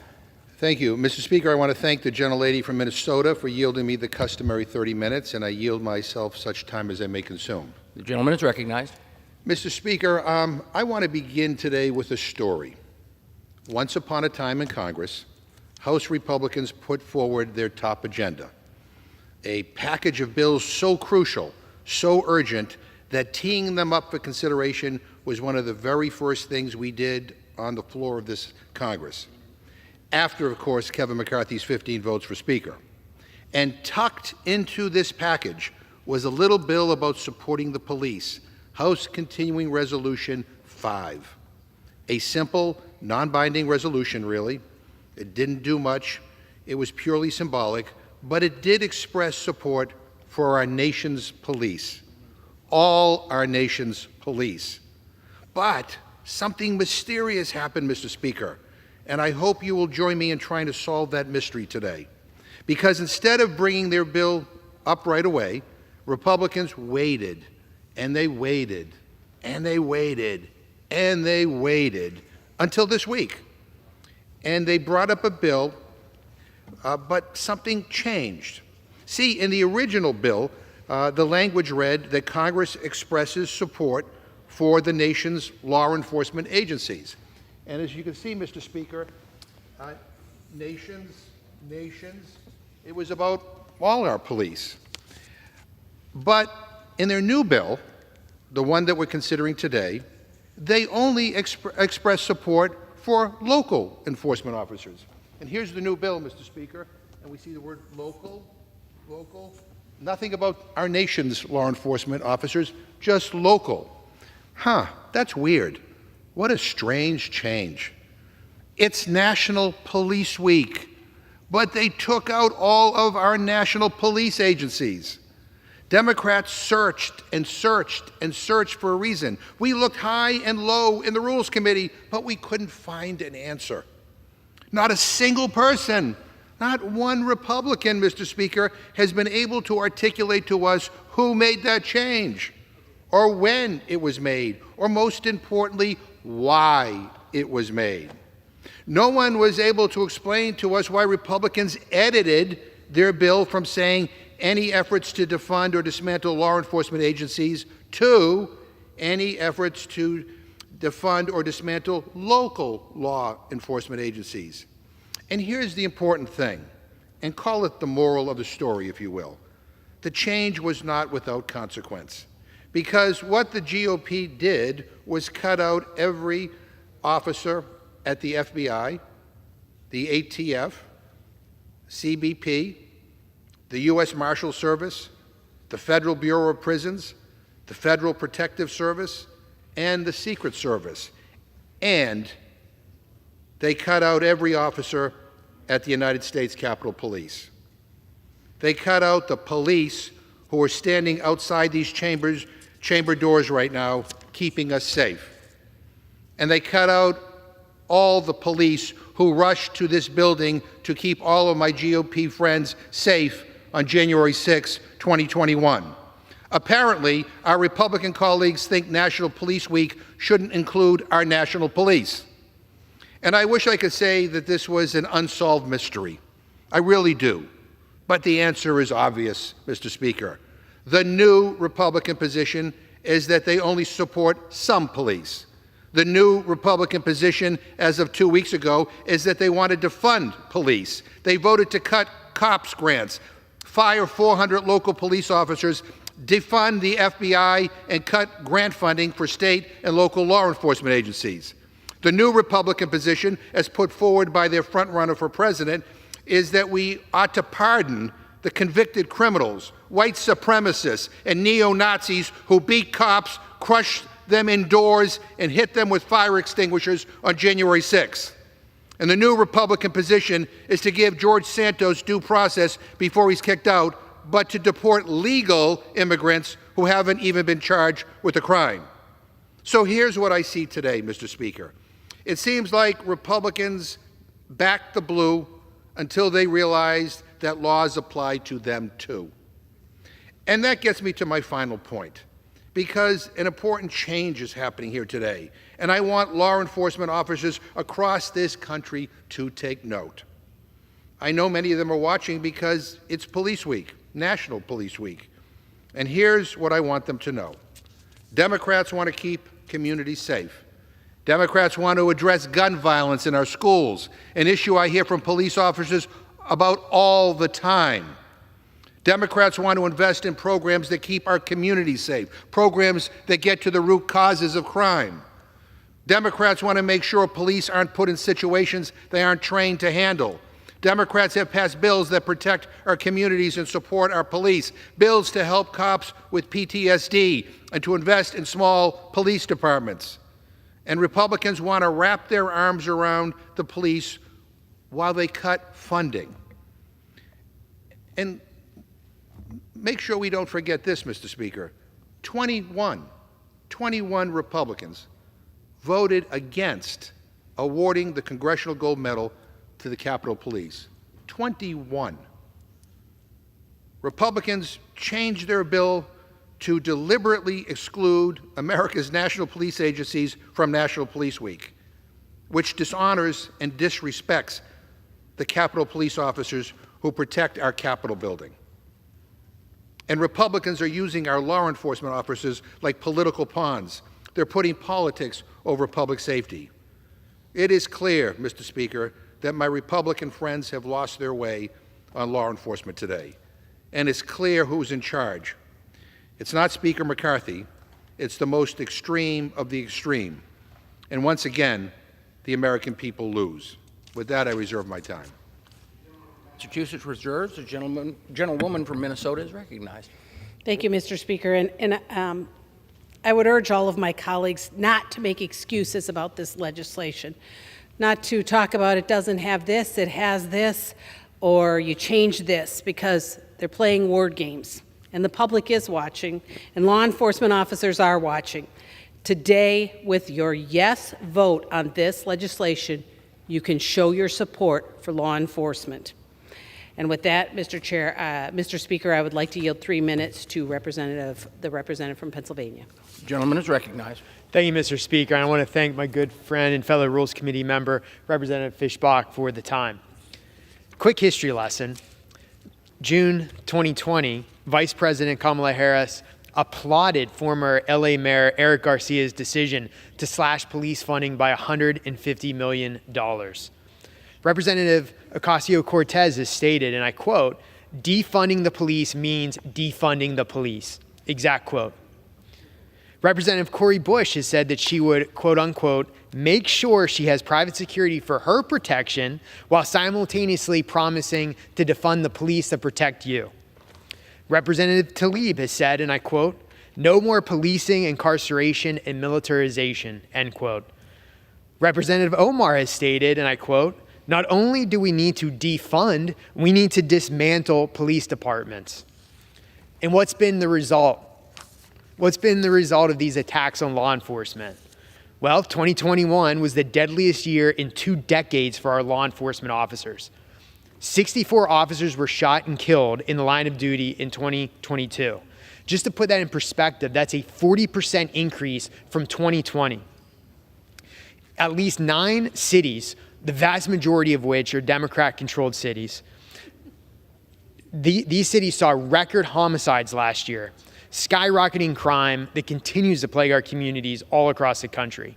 Right here in DC, for example, we're already seeing a 13% rise in violent crime in 2023 compared with 2022, when crime was already at near historic levels.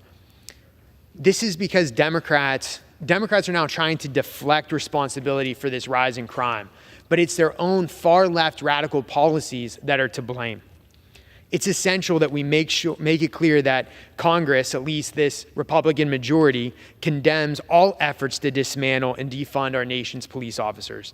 For those reasons, I urge my colleagues to support this rule and support the underlying piece of legislation, and I yield back. The gentleman yields back. Reserve.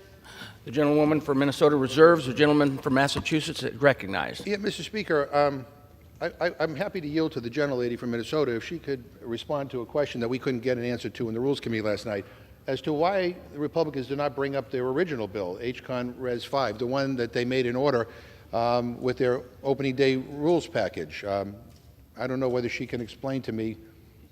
I'm happy to yield her some time to I mean, the silence is deafening, Mr. Speaker. I mean, because the question that we asked in the Rules Committee last night that nobody could answer is, in their original bill, we honored our entire nation's law enforcement, including the Capitol Police, who protected us on January 6th.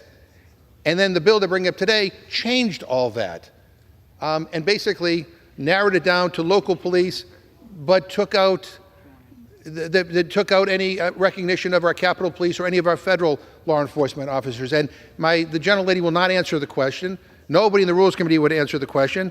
And to the gentleman from Pennsylvania who just spoke, who's talking about defunding the police, I will tell you, I was the chairman of the Rules Committee. We didn't bring any resolutions to the floor to defund the police. 2 weeks ago, my Republican friends voted to cut money for local law enforcement and for our federal law enforcement agencies.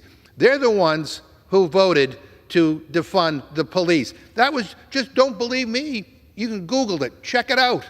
2 weeks ago, their bill that they brought to the floor would cut law enforcement agencies. So give me a break, Mr. Speaker. Again, the idea that my Republican friends made a conscious decision to remove the Capitol Police from a resolution honoring our nation's police is beyond the pale. Mr. Speaker, I ask unanimous consent to insert into the record a letter from the Department of Justice regarding the cuts proposed within the Republicans' debt limit bill. And my Republican friends are actively cutting funding from federal law enforcement that work to protect us every day. And their plan would also cut funding for nearly 400 local law enforcement positions. I mean, Republicans cannot be serious about supporting law enforcement when they are actively using their majority to defund them. So, Mr. Speaker, at this time, I will reserve my time. Nice. And Mr. Speaker, I have to mention again, we have legislation in front of us that will honor our law enforcement officers. And when we go off on tangents and talk about words and what's there, what's not there, the simple fact is a yes vote on this legislation will show our support for law enforcement. And with that, I would like to yield 3 minutes to the representative from Indiana. The gentlewoman is recognized. Thank you, Mr. Speaker. This National Police Week is a special one for me as a new member of Congress. I promise to always protect our police officers, just as they protect our communities back home. Regardless of which side of the aisle you're on that, we should all agree. It's important that the American people see us supporting law enforcement as we debate a vote on this week's police bills and throughout the 118th Congress. The legislation provided for in this rule are common sense measures, including allowing law enforcement officers to purchase retiring service weapons, making assaulting a law enforcement officer a deportable offense, and stating clearly that we appreciate the dedication of the men and women of law enforcement. There's no better message than showing our officers we're behind you. I know law enforcement officers in southern Indiana and across the state who are listening right now and would appreciate it. I'm in awe of the incredible work they do to keep us safe as they agree to take the oath to protect and serve, knowing that does not guarantee them a safe return to their family at the end of the day. I saw the true weight of this when I visited the National Law Enforcement Memorial last Thursday. The memorial displayed name after name after name of those who didn't return home. Too many names. One of those names of fallen officers was Officer Benton Bertram from Charleston, Indiana. To see his name surrounded by so many selfless, brave heroes puts it in perspective. They didn't run from danger, they ran toward it. With unwavering gratitude, we won't forget their sacrifice. This is just the start of why it's so important we act this week on the House floor. As an Indiana State Senator, I fought for and secured a pay raise for our state police officers. Many of them thanked me. I always responded, it was the least we could do for their service. I will continue to take advantage of every opportunity to support the police and all law enforcement officers, and will actively seek out opportunities to work with anyone willing to provide our officers with the resources and the support they deserve. To the police officers in southern Indiana, here's my message to you. Know you always have a fighter for you here on the House floor, in House committee rooms, and here in Congress. Thank you. God bless our men and women in blue. I yield back. The gentlewoman yields back. Reserve. The gentlewoman from Minnesota reserves. The Mr. Speaker, gentlewoman Mr. from Speaker, the Massachusetts gentlelady is from Indiana began her remarks by talking about National Police Week, but the resolution doesn't honor our national police. The Republicans made a conscious decision to remove the Capitol Police, FBI, ATF, CBP, U.S. Marshal Service, Federal Bureau of Prisons, the Federal Protective Service, and the Secret Service. I'm happy to yield to the gentlelady from Indiana to help me understand why did the Republicans change the wording of their resolution. I'm happy to yield her any time. Again, I mean, the gentlelady from Minnesota says we're playing word games. No, we're not. The only people playing word games are my Republican friends. They introduced a bill that honored all of our police, and then they changed it. They made a conscious decision to change it because I think they're afraid of the extreme of their base that somehow don't want to admit that anything bad happened here on January 6th. And they're afraid if they honor the Capitol Police that somehow their extreme base would be offended. That's just sick, Mr. Speaker. Mr. Speaker, I'm going to urge that we defeat the previous question. And if we do, I will offer an amendment to the rule for consideration of a resolution which states that it is the House's responsibility to protect and preserve Social Security and Medicare for our future generations and reject any cuts to these essential programs. Mr. Speaker, I ask unanimous consent to insert the text of my amendment into the record along with any extraneous material immediately prior to the vote on the previous question. Without objection. Mr. Speaker, Social Security and Medicare are vital to many of our constituents' economic health security, and yet many of my Republican friends across the aisle have called for major cuts of these critical programs. So once again, I'm offering my friends the opportunity to reassure the American people, not just with rhetoric, but with their votes, that they will not cut these vital programs. And to discuss our proposal, I yield 3 minutes to the gentlewoman from Michigan, Ms. Tlaib. The gentlewoman is recognized. Thank you so much, Ranking Member McGovern. Mr. Speaker, our residents sent us to Congress to tackle the issues that are affecting every American's ability to thrive. They did not send us here to waste valuable time on messaging bills that are dead on arrival in the Senate and do nothing to improve the lives of working families.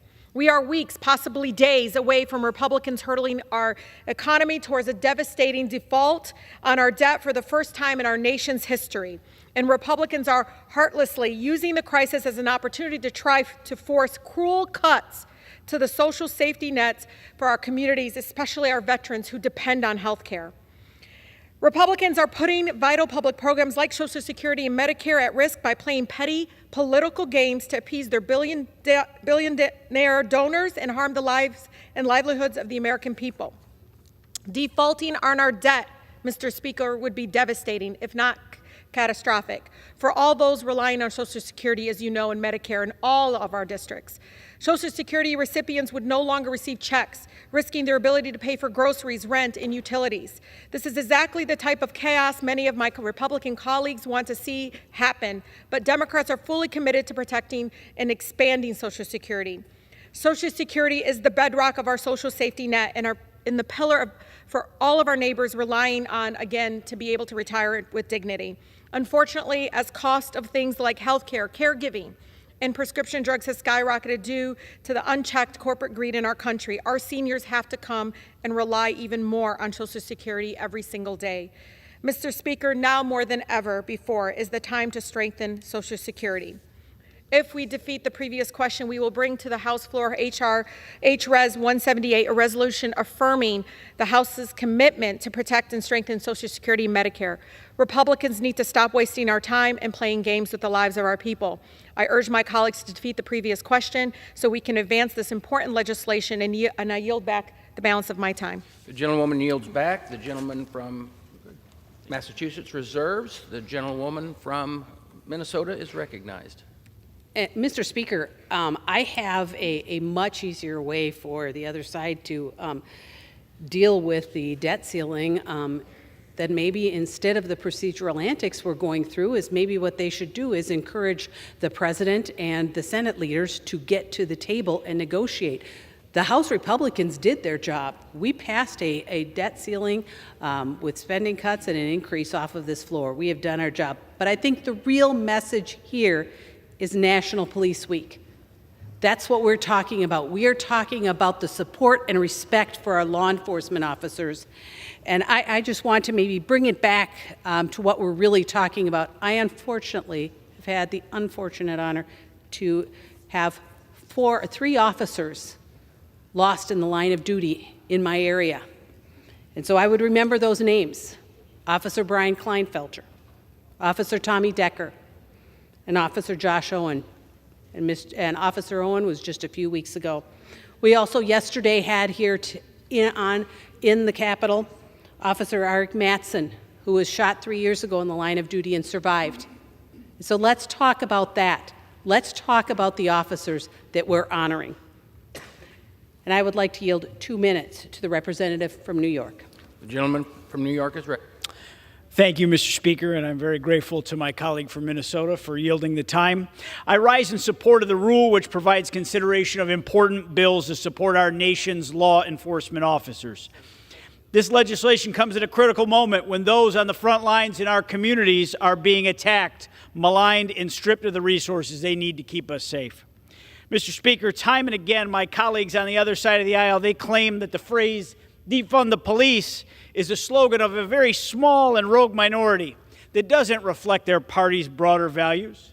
Democrats said that even as cities across this country burned in the summer of 2020 to the deafening chant of defund the police. But let's take a look at the facts. Since 2021, 25 cities across America defunded their police departments by upwards of $2 billion. Police department budgets were slashed in Philadelphia, Los Angeles, Chicago, San Francisco, Austin, and even in my home state of New York, New York City. What do all these cities have in common? They have Democrat mayors, Democrat city councils, Democrat monopolies on all of the levers of power. New York City is seeing felony crime skyrocket to levels not seen in 15 years after its Democrat mayor and Democrat-dominated city council embraced the destructive ideals of the defund the police movement. Now, last year, the city saw a 22.4% jump in serious offense like felony assault, rape, burglary, robberies, and grand larceny. So let's call it what it is. Defunding the police is not a fringe idea. It's a movement at the heart of the Democratic Party, and it's in practice right now. And if my colleagues on the other side of the aisle truly believe that it is a fringe idea, then I look forward to strong bipartisan support for this important pro-law enforcement legislation this week. Let's show our men and women in blue, the ones on the front lines of our community, of every community, that they aren't alone and we have their backs. Thank you, and I yield back. Gentleman yield back. The gentlewoman reserves. The gentleman from Massachusetts is recognized. Well, let me just say to the gentleman, again, the only people who in this chamber voted to defund the police are my Republican friends. 2 weeks ago, you all voted for a bill to cut money for local law enforcement. Every one of you. And let's talk about the police that you're not honoring here today. You know, 2 FBI agents were shot and killed last week. And yet they have been taken off the list of law enforcement officials that we are honoring. You know, I also, Mr. Speaker, ask unanimous consent to insert into the record the names of the law enforcement officers who died as a result of the Capitol riots. U.S. Capitol Police Officer Brian Sicknick, U.S. Capitol Police Officer Howard Liebengood, D.C. Police Officer Jeffrey Smith, D.C. Police Officer Gunther Hishida, D.C. Police Officer Kyle DeFreitag. And I'm also asking unanimous consent to insert in the record a CNN story about the 21 Republicans who voted no on a bill to award Congressional Gold medals for the January 6th police officers. And again, I'm happy to yield to the gentleman. Without objection. Happy to yield to the gentleman from New York whatever time he needs. I guess he left the floor, but I would like somebody to explain to me why Republicans decided to change the wording of the bill that they introduced at the opening day session of Congress to exclude all of our federal police officers and exclude our Capitol Hill police. I don't quite understand why they did that, except I think they're afraid of their base, their extreme element of their base, who basically do not want to honor them. And I find that really disturbing. Again, so we're talking about defunding the police. The only people in this chamber that voted to cut money for the police are on the other side of the aisle, Mr. Speaker. And with that, I reserve my time. The gentleman from Massachusetts reserves. The gentlewoman from Minnesota is recognized. Mr. Speaker, I yield 2 minutes to the representative from South Carolina. The gentleman is recognized for 2 minutes. It's an honor to speak for you today in honor of our police force. What better time to honor the brave men and women who are our family? They don't do it for the money, they do it because of service.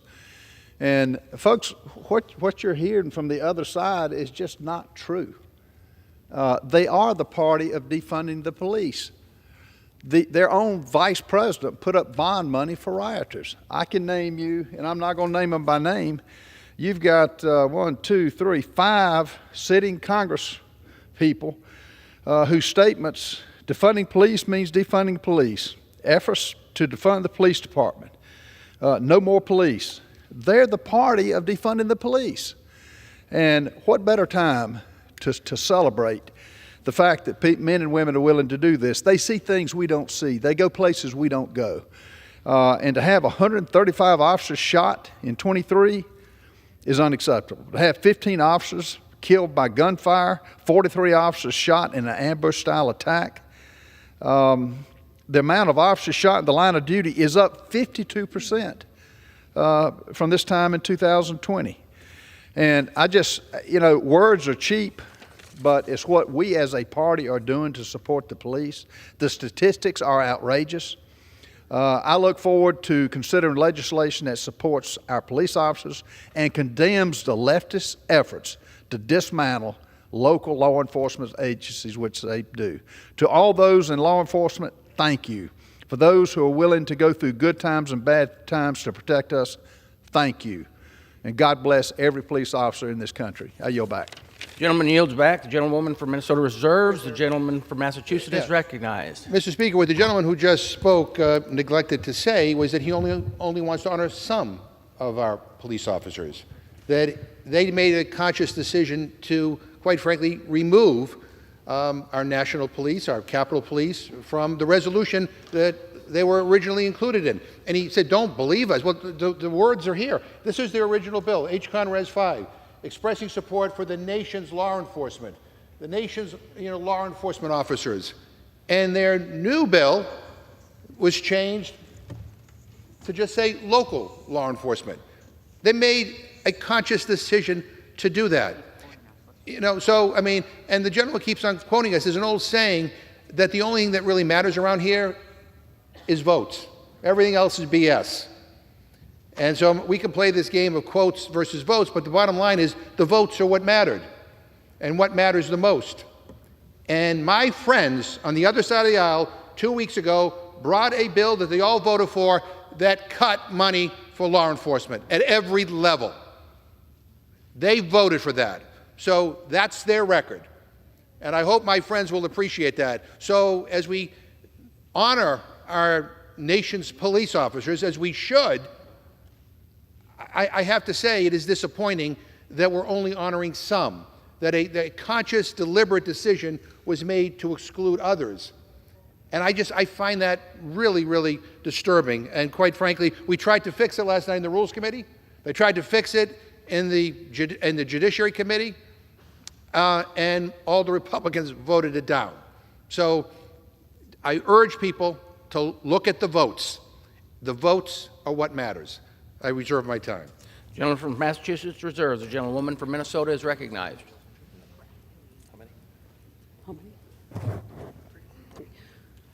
Mr. Speaker, I yield 3 minutes to the gentleman from Texas. The gentleman from Texas is recognized for 3 minutes. I thank the Speaker.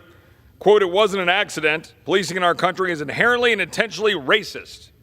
Dewante Wright was met with aggression and violence. I am done with those who condone government-funded murder. No more policing, incarceration, and militarization. It can't be reformed. Thus said Congresswoman Tlaib, who was just down here talking about this. Congressman Omar, you can't really reform a department that is rotten to the root. That is the truth of what my colleagues on the other side of the aisle think about law enforcement.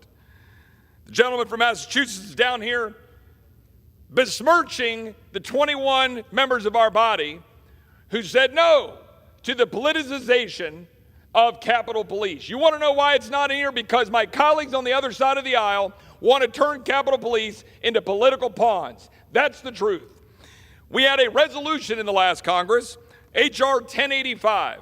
I voted for it, giving a congressional gold medal to the brave men and women of Capitol Police who stood here on January 6th. But then, my colleagues on the other side of the aisle, they didn't want to leave it there. They then had another resolution a mere 2 months later when they wanted to play politics. They're playing political games. Instead of honoring our men and women in law enforcement, Democrats played political games on a different tragedy, April 2nd, 2021, when Officer Billy Evans was killed and Officer Kenneth Shaver was injured by a man obsessed with the Nation of Islam, who slammed his vehicle into the north barricade of the U.S. Capitol complex. That didn't fit the narrative. That didn't fit the narrative of my Democratic colleagues. See, they want to be able to come down here and make claims that they're defunding the police, that we are, because we dare to stand up and say we should have fiscal responsibility and set a top-line cap. My colleagues on the other side of the aisle want to besmirch Republicans for cutting out all manners of programs. But they bring no solutions for the American people about ending the $32 trillion of debt, destroying the dollar, causing inflation, undermining jobs, destroying our country. They know exactly what they're doing, and they're doing it on purpose. But we're going to stand with the men and women of blue across this country. That's what this resolution is about. It's about standing with them, and my colleagues on the other side of the aisle spent every waking moment undermining them, saying we should defund them when there were riots on the streets and our cities were burning to the ground. My Democratic colleagues didn't care. They allowed it to happen. They knew exactly what they were doing, and that's what this is about. I would add this. My father carries a card around with him. He's 80 years old. That card was given to him by his father, a chief of police of a small West Texas town. It's called Jackie, the son of a hard-boiled cop. You think I'm a hard-boiled copper for writing a mere 43. Well, perhaps I'm thinking of Jackie and all that he meant to me. How's that? Tell you all about it. Well, stranger, the boy was my son. Gentleman's time has expired. I yield 30 seconds. 30 seconds to the... God, what I'd give to hear Daddy once more when the day's work is done. The driver was just in a hurry. He didn't intend any harm. But the sun and stars quit shining when I picked up my boy's lifeless form. Well, mister, I'll tear up this ticket.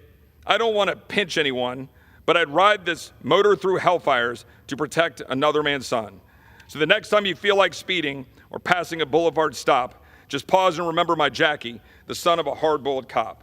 My dad carries it with him to this day, 80 years old. My colleagues on the other side of the aisle want to play politics with cops. They can do it on somebody else's dime. I yield back. The gentleman yields back. The gentlewoman from Minnesota reserves. The gentleman from Massachusetts is recognized. Well, Mr. Speaker, as the gentleman runs out, I could just say that yelling, you can yell all you want, but it doesn't change the fact that my friends on the other side of the aisle, including the gentleman, voted to cut money for local law enforcement. And Mr. Speaker, I'd like order.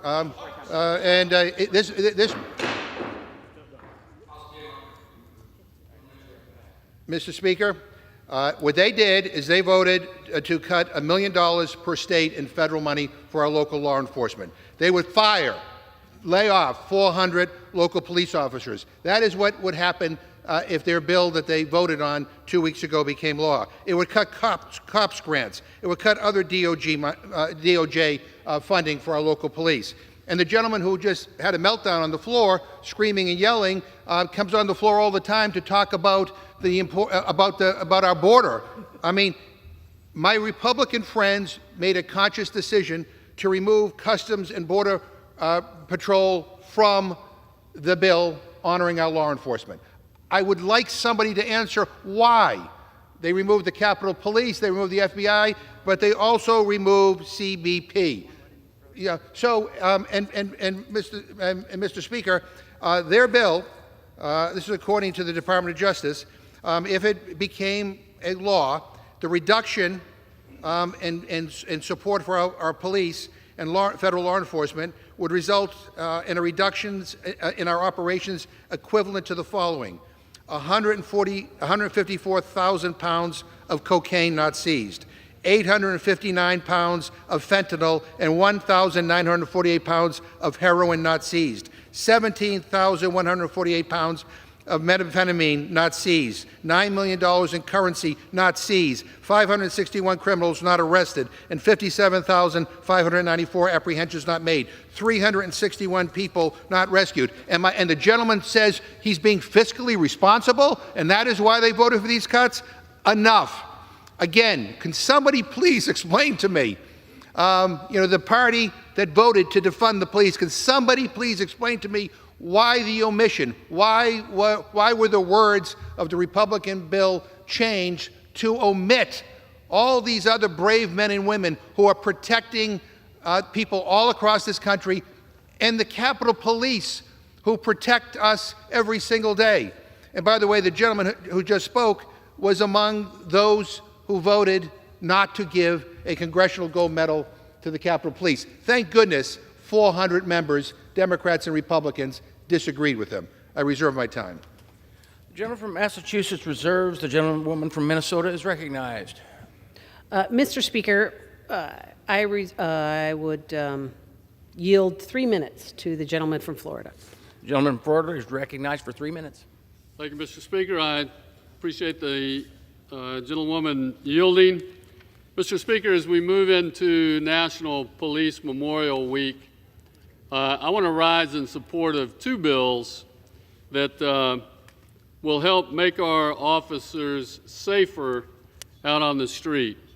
The first is H.R. 2494, the commonly called the Police Act, which simply states that an illegal alien that assaults a police officer will be deported. Not might be, will be. Currently, the situation is they can be arrested for assaulting, and in 2021 we had 43,000 law enforcement officers assaulted. I'm sure many of those were by illegal aliens, and those numbers are just going to go up.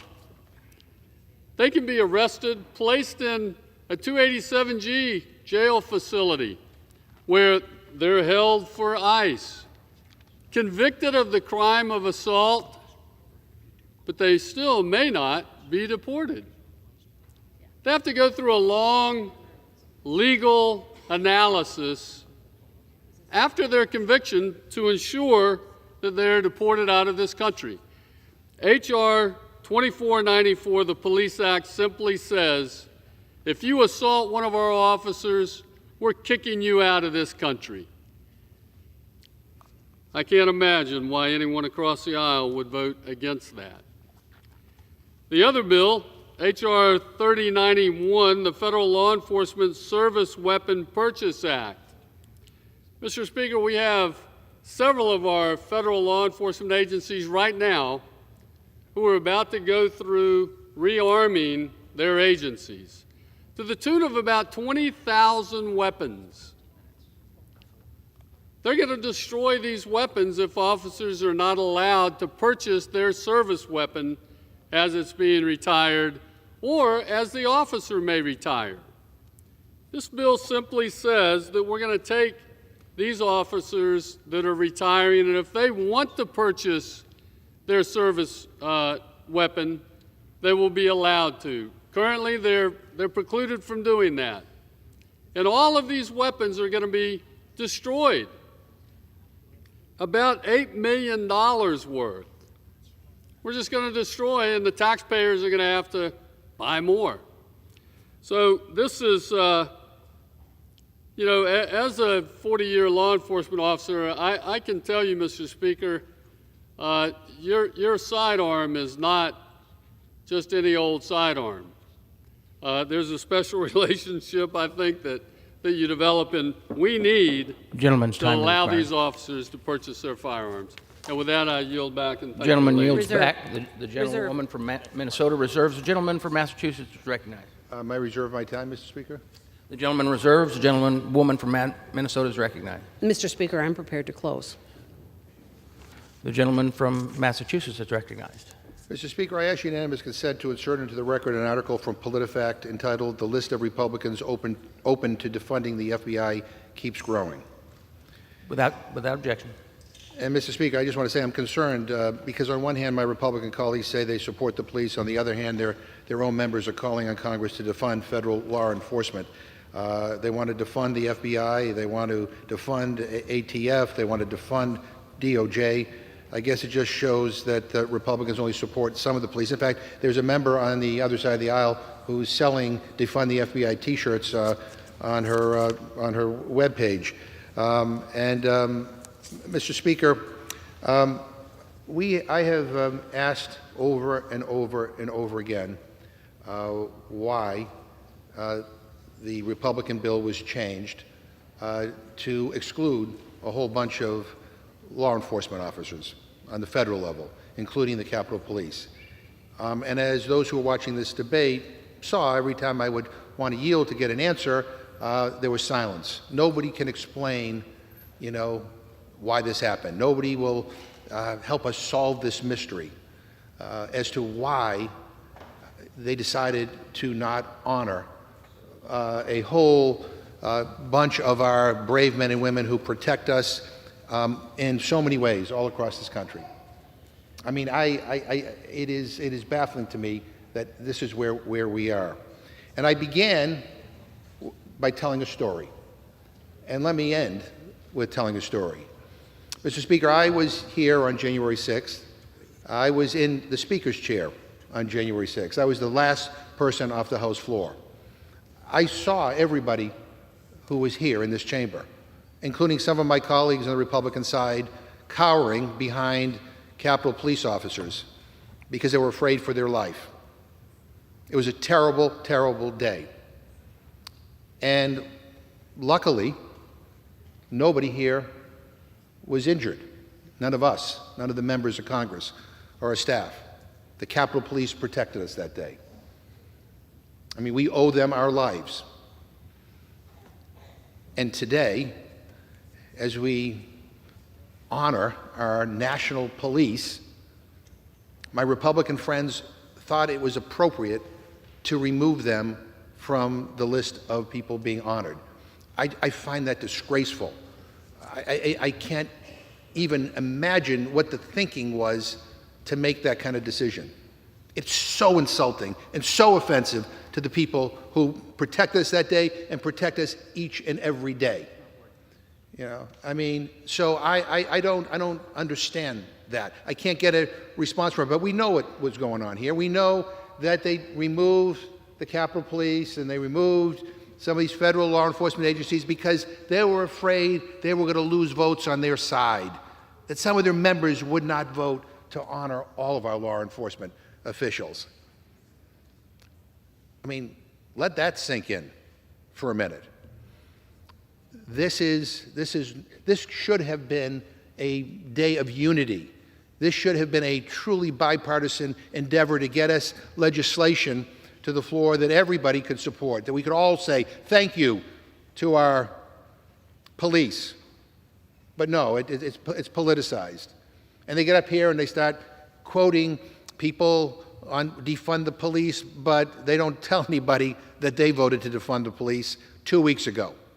It's public record. Every one of them did. Every one of them did, including the gentleman who was down here screaming. He gets on the floor all the time and talks about the need that we have to better protect our border, and yet the people who are charged with protecting our border were removed from the list of people we were honoring. This is not right. By any measure, it is not right. And I am so disappointed that my Republican friends have decided to politicize this. So I urge my colleagues to vote no on the previous question so we can protect Social Security and Medicare. And I urge them to vote no on this rule. This is beneath this institution. This is not honoring our police. This is politicizing our police. This is saying to some of our police, we don't value your service. This is saying to the Capitol Police that we don't value your service. How dare anybody on the other side suggest that? How dare you bring a bill to the floor that does just that? This is sickening. Mr. Speaker, with that, I yield back the balance of my time. The gentleman from Massachusetts yields back, and the gentlewoman from Minnesota is recognized. Thank you, Mr. Speaker. And Mr. Speaker, I am honored to be here today to support this rule and this legislation to make sure that we honor our law enforcement and that we are moving forward. You know, this is a completely different agenda from the legislation that my Democrat colleagues were advancing at this time in the 117th Congress, so last year. By this time, 2 years ago, Democrats had already passed legislation that would have removed qualified immunity for police officers acting in good faith, and they voted to restrict policing methods that keep officers safe, and they supported investigations into departments that insinuated that police officers are racist and white supremacist. Today, House Republicans are changing the narrative and standing up for law and order and for those who enforce it. If my Democrat colleagues don't think this matters, then they clearly are still not listening to what the law enforcement community needs. Today, they have the opportunity to show their support for law enforcement. The defund police movement has been disastrous in the areas that have tried it, emboldening criminals. Cities like Minneapolis and San Francisco have seen dramatic increases in crime, and residents and businesses alike are fleeing in droves. Crime is skyrocketing throughout the country, and the lack of respect for law enforcement in this country also means fewer people are willing to enter the profession. This needs to change, and we in Congress can pass legislation like the bills today that support our police officers and show them their sacrifices and services are appreciated.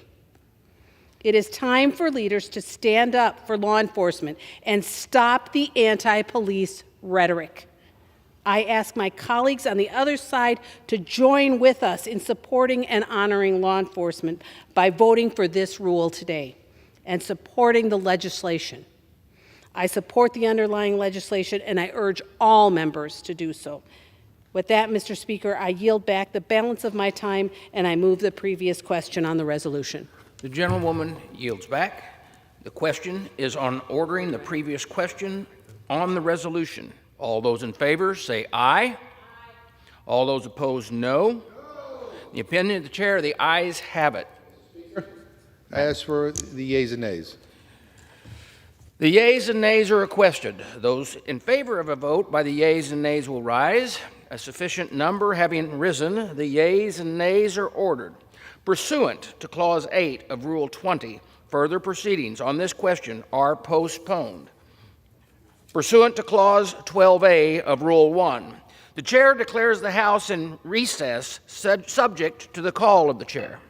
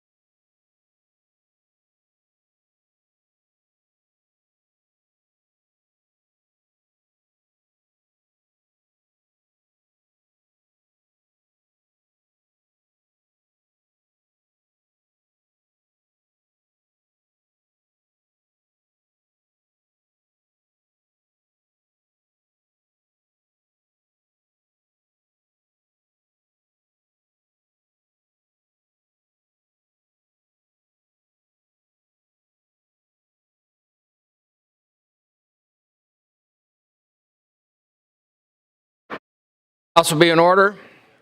The chair lays before the House a message. Jordan staff, which is not the same as the judicial staff. We just addressed it. I am returning herewith without my approval House Joint Resolution 39, a resolution that would disapprove the Department of Commerce's rule titled Procedures Covering Suspension of Liquidation, Duties and Estimated Duties in accord with Presidential Proclamation 10414. For too long, because of unfair trade practices and underinvestment in domestic manufacturing, the United States has been reliant on China for solar energy products. From day one, my administration has bet on America to create a strong solar supply chain. We have worked to create good-paying jobs and build manufacturing facilities in the United States for solar energy and other important global industries. And our plan is working. Thanks to my Investing in America agenda, 51 and expanded solar equipment manufacturing plants have been announced since I took office.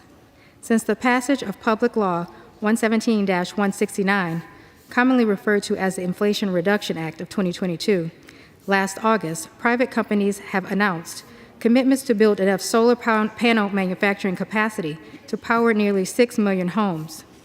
America is now on track to increase domestic solar panel manufacturing capacity eightfold by the end of the first term, but that production will not come online overnight.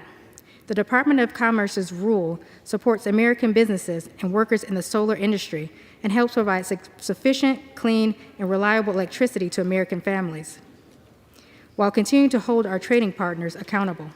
The rule implements a temporary 24-month bridge to make sure that when these factories are operational, we have thriving solar installation industry ready to deploy American-made solar products to homes, businesses, and communities across the nation. Given the progress we are making on American solar, I do not intend to extend the tariff suspension at the conclusion of the 2-year period in June 2024. Passage of this resolution bets against American innovation. It would undermine these efforts and create deep uncertainty for American businesses and workers in the solar industry. Therefore, I am vetoing this resolution. Signed, Joseph R. Biden, Jr., the White House, May 16, 2023. The objections of the President will be spread at large upon the Journal, and the veto message and the joint resolution will be printed as a House document. For what purpose does the gentleman from Tennessee seek recognition? Mr. Speaker, I ask unanimous consent that further consideration of the veto message and the joint resolution, House Joint Resolution 39, be postponed until the legislative day of May the 24th, 2023. Without objection, so ordered.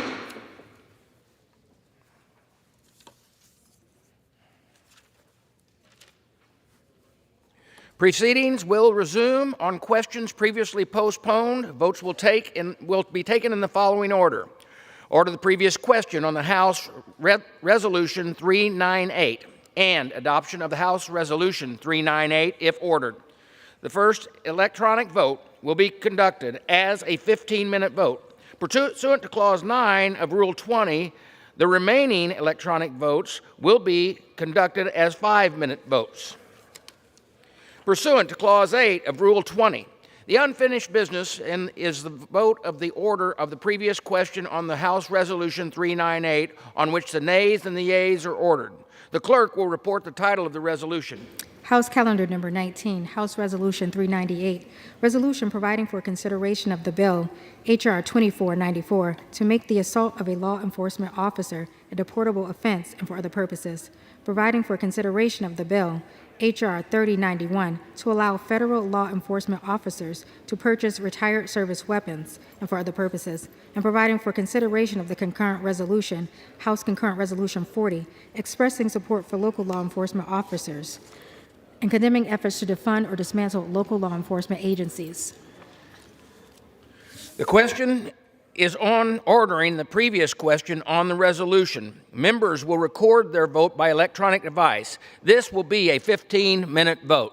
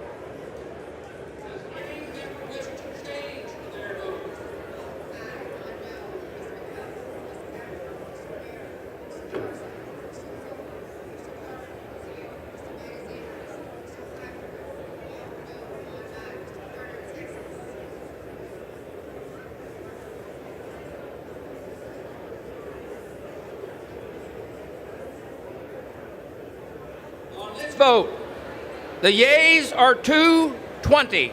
The nays are 209. On the previous question is ordered. The question is on the adoption of the resolution. Those in favor say aye. Those opposed say no. In the opinion of the chairs, the ayes have it. Speaker, what purpose does the gentleman from Massachusetts? I ask for a recorded vote. A recorded vote is requested. Those favoring a recorded vote will rise. A sufficient number having risen, a recorded vote is ordered. Members will record their votes by electronic device. This is a 5-minute vote.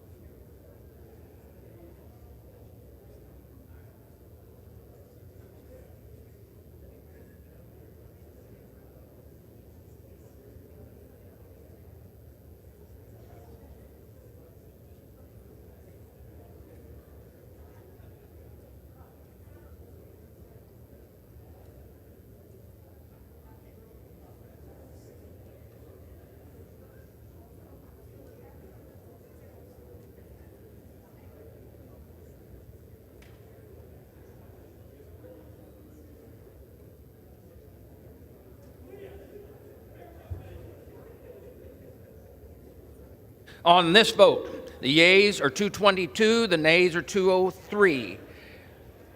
The resolution is adopted. Without objection, the motion to reconsider is laid on the table.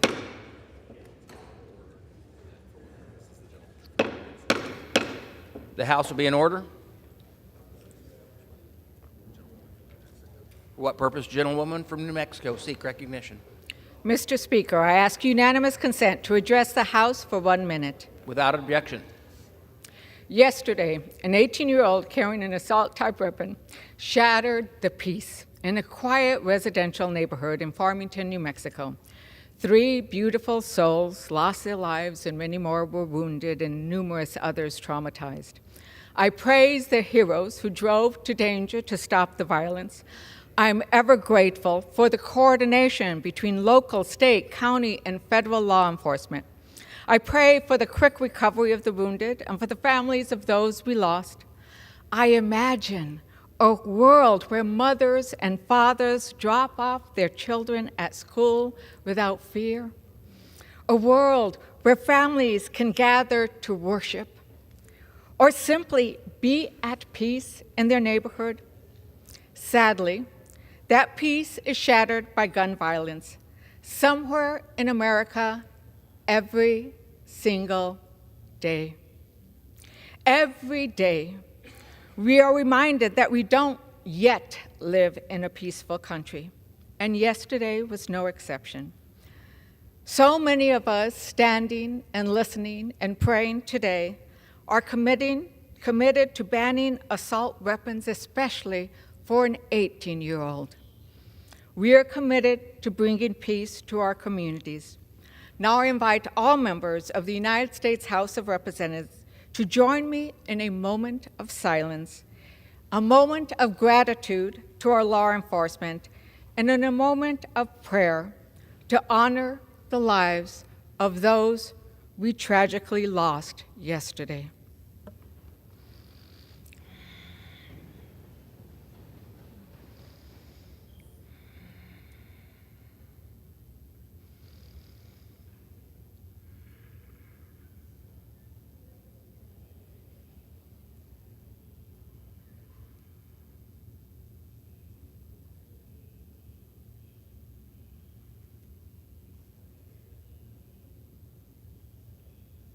Mr. Speaker, I yield back.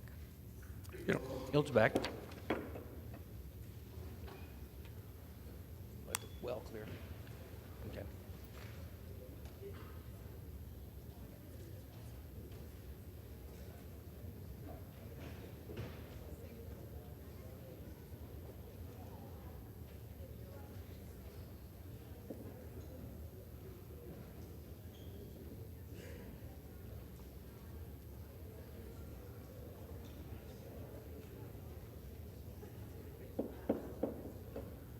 House will be in order. For what purpose does the gentleman from California seek recognition? Mr. Speaker, pursuant to Clause 2A1 of Rule 9, I rise to give notice of my intent to raise a question of the privileges of the House. The form of the resolution is as follows. House Resolution 114.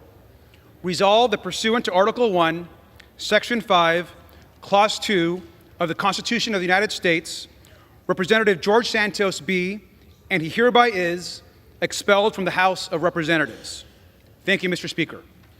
Under Rule 9, a resolution offered from the floor by the member other than the majority leader or the minority leader as a question of privilege of the House has immediate precedent only at a time designated by the chair within 2 legislative days after the resolution is properly noticed. Pending that decision, the form of the resolution noticed by the gentleman from California will appear in the record at this point. The chair will not, at this point, determine whether the resolution constitutes a question of privilege. That determination will be made at the time designated by the consideration of the resolution. For what purpose, gentleman from Texas seek recognition? For a unanimous consent request, Mr. Speaker. Mr. Speaker, The gentleman will state his request. I ask unanimous consent to remove my name as a co-sponsor of H.R. 901. The gentleman's request is granted. Thank you.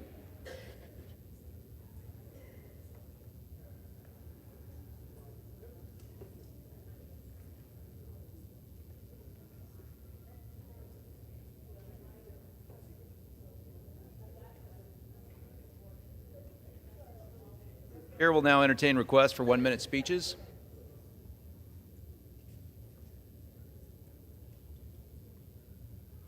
Mr. Thompson, does the gentleman from Pennsylvania seek recognition?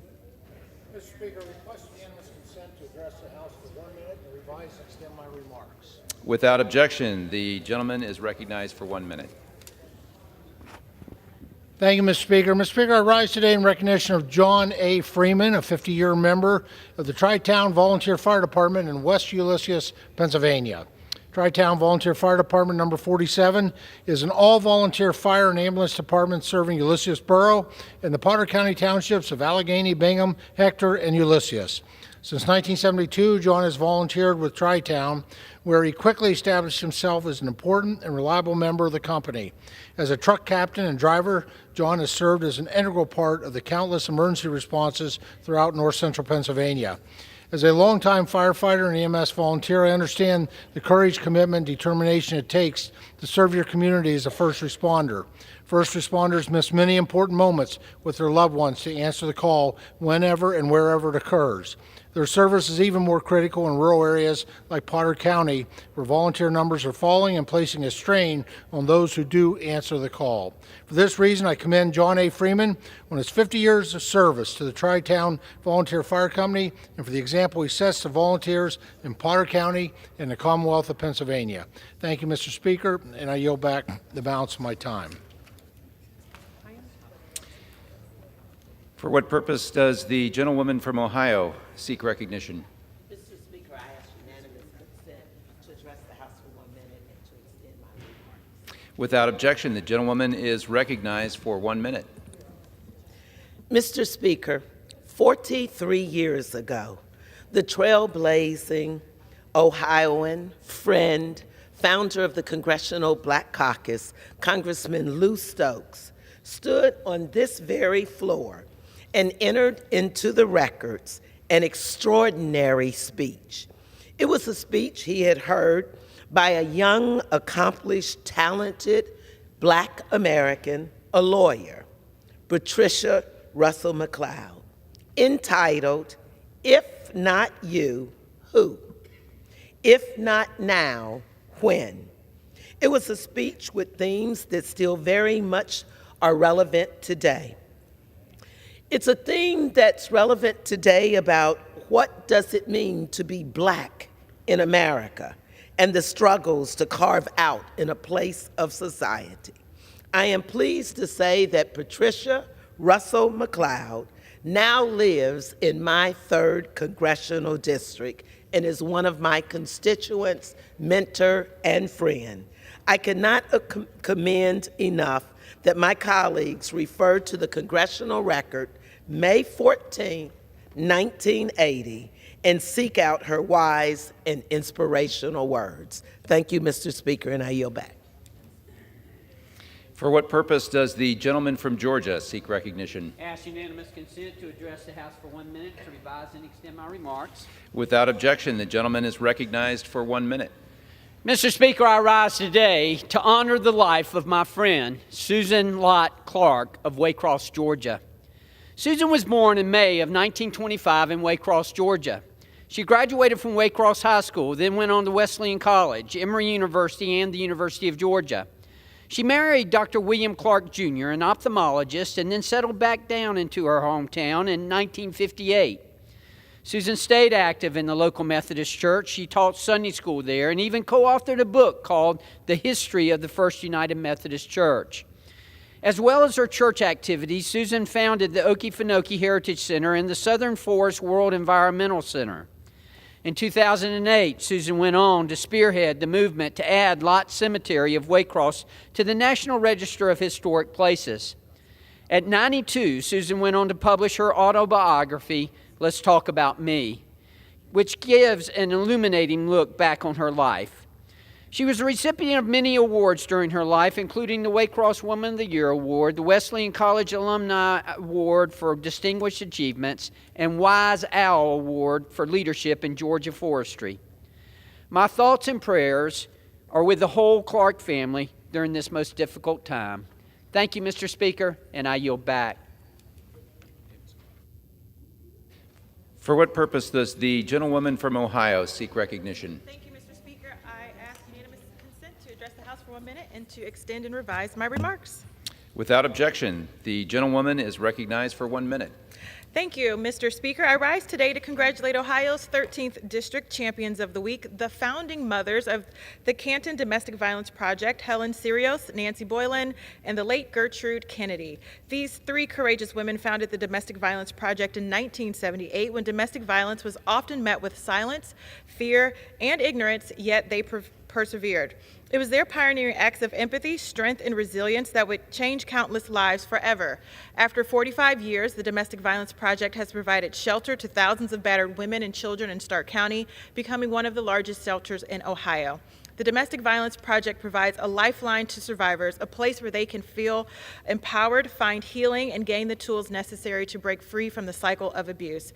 These courageous women and the courageous service of Helen, Nancy, and Gertrude regularly forced them to risk their own safety to help women of all backgrounds escape from abusive homes, and their unrelenting dedication deserves recognition. The countless lives that have been saved and the increased safety can be traced back to the selflessness of Nancy, Helen, and Gertrude, who worked so tirelessly so that no one in Ohio's 13th district felt unsafe in their own home. We honor their legacy, and together we will continue to build a future where everyone feels safe, valued, and empowered. Thank you, Mr. Speaker. I yield back. For what purpose does the gentleman from Georgia seek recognition? And to advise or remain my remarks as needed. Without objection, sir, the gentleman is recognized for 1 minute. Mr. Speaker, this National Police Week, I rise today in gratitude for those who protect our homes and families, bring justice to the evildoer, and comfort to their countrymen in distress. These dedicated men and women who put their lives on the line as they put on their uniforms every day often do not receive the support that they deserve. From corporate media to Hollywood and even to this Congress, American police officers frequently receive abuse instead of thanks and blame where they deserve applause. But hardworking, law-abiding citizens and American families know better. They know the importance of fighting crime and protecting the innocent, and they know the cost. In 2022, 11 Georgia police officers died in the line of duty. So far in 2023, we lost another. Last week, I had the honor of presenting a wreath at the National Law Enforcement Officers Memorial here in Washington, D.C., dedicated to those courageous men and women, the heroic peace officers of Georgia and all across America. May their service and sacrifice never be forgotten, and may Americans always proudly back the blue. Semper Fidelis. For what purpose does the gentlewoman from Virginia seek recognition? Mr. Speaker, I request unanimous consent to address the House for 1 minute and to extend and revise my remarks. Without objection, the gentlewoman is recognized for 1 minute. Thank you, Mr. Speaker. I rise today to celebrate Infrastructure Week and highlight the incredible projects made possible in Virginia by the Infrastructure Investment and Jobs Act. The IIJA, or Bipartisan Infrastructure Law, is a once-in-a-generation investment to rebuild America's crumbling infrastructure, improve public safety and climate resilience, accelerate the deployment of clean energy technologies, and reconnect historically marginalized and disenfranchised communities. Since the IIJA was passed, $4.7 billion in federal funding is headed to the Commonwealth of Virginia for 192 specific projects. That includes $3.8 billion for transportation infrastructure like our public transit, roads, rails, ports, airports, and bridges like the historic Mayo Bridge in my district in Richmond, and approximately $290 million for clean water initiatives in the Commonwealth. Thanks to IIJA, more than 345,000 households across the Commonwealth are now receiving affordable high-speed internet. And this is just the beginning.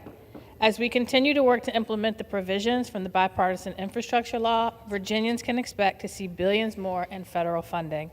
And thanks to the leadership of the Biden-Harris administration, The gentlewoman's time has expired. we aren't just celebrating Infrastructure Week, but Infrastructure Decade. Thank you, and I yield back. Okay. For what purpose does the gentleman from New Jersey seek recognition? I ask unanimous consent to address the House for 1 minute, revise and extend my remarks. Without objection, sir, the gentleman is recognized for 1 minute.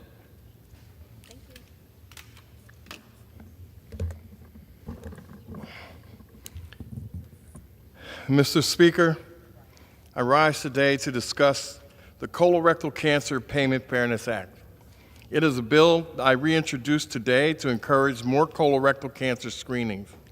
And everyone knows that cancer screenings save lives. My bill provides Medicare beneficiaries with complete coverage for cancer treatments performed during routine screenings by the end of this year. Right now, screenings are covered, but treatments are not.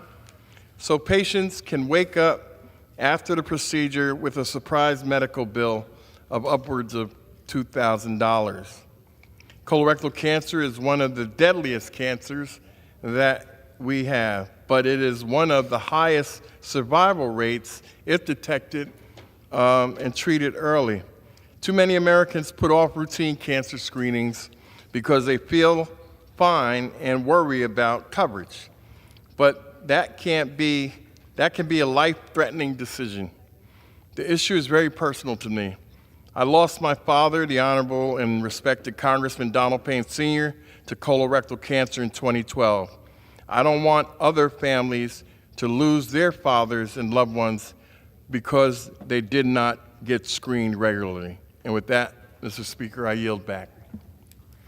For what purpose does the gentleman from North Carolina seek recognition? Speaker, I ask for unanimous consent to address the House for 1 minute to revise and extend my remarks. Without objection, the gentleman is recognized for 1 minute. Mr. Speaker, America should always pay its bills, and we must do everything under the sun to avoid a default. Failure to do so would trigger massive job loss, a recession, and rising costs. Mr. Speaker, our national debt is over $31 trillion, and we must look at ways working together, Democrats and Republicans, to get this under control. I encourage the President and congressional leaders to put the American people first. We must depoliticize debt ceiling negotiations. Mr. Speaker, Eastern North Carolinians elected me to fight for higher paying jobs, policies that will boost our economy, and to end high prices. A default goes against all of this, and it would only make life harder for my constituents. I yield back.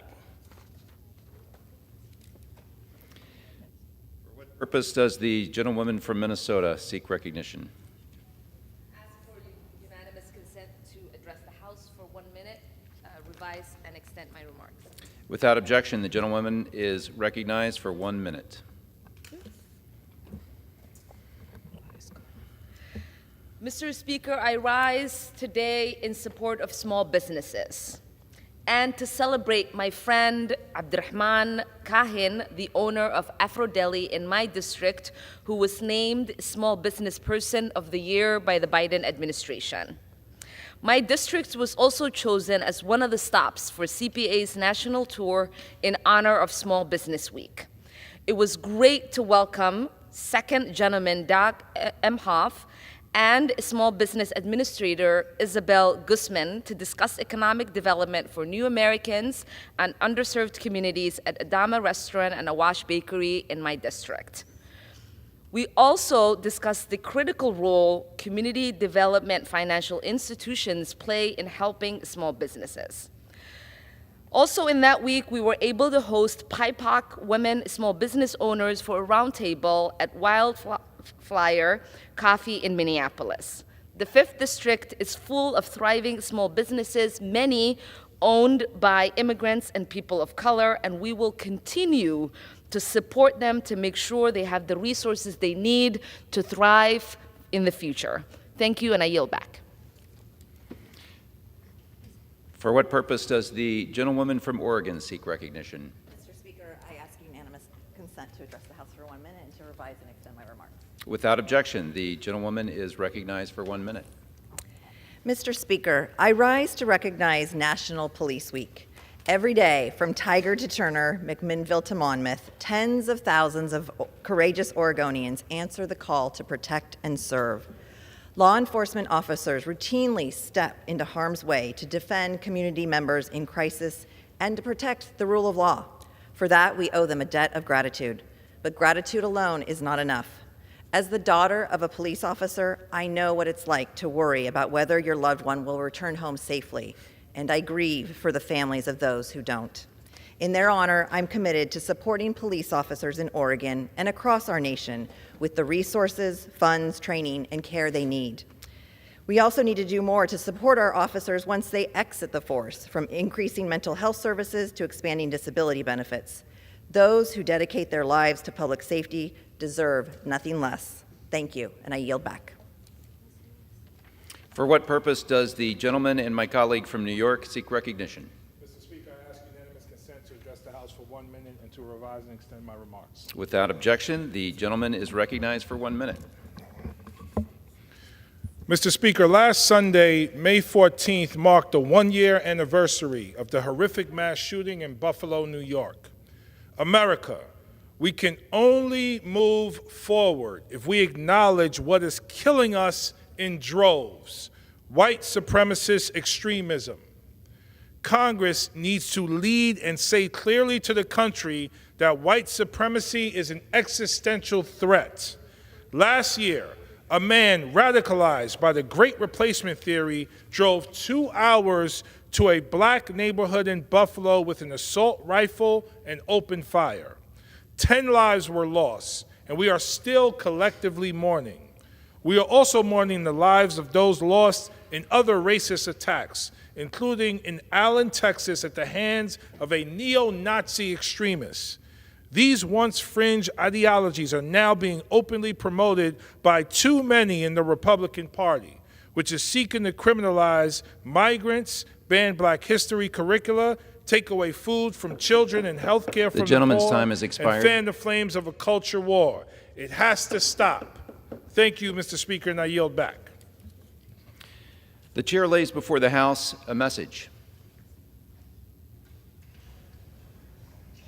To the Congress of the United States, Section 202D of the National Emergencies Act, 50 United States Code, 1622D, provides for the automatic termination of a national emergency unless, within 90 days prior to the anniversary date of its declaration, the President publishes in the Federal Register and transmits to the Congress a notice stating that the emergency is to continue in effect beyond the anniversary date. In accordance with this provision, I have sent to the Federal Register for publication the enclosed notice stating that the national emergency with respect to the stabilization of Iraq declared in Executive Order 13303 of May 22, 2003, as modified in scope and relied upon for additional steps taken in Executive Order 13290 of March 20, 2003, Executive Order 13315 of August 28, 2003, Executive Order 13350 of July 29, 2004, Executive Order 13364 of November 29, 2004, Executive Order 13438 of July 17, 2007,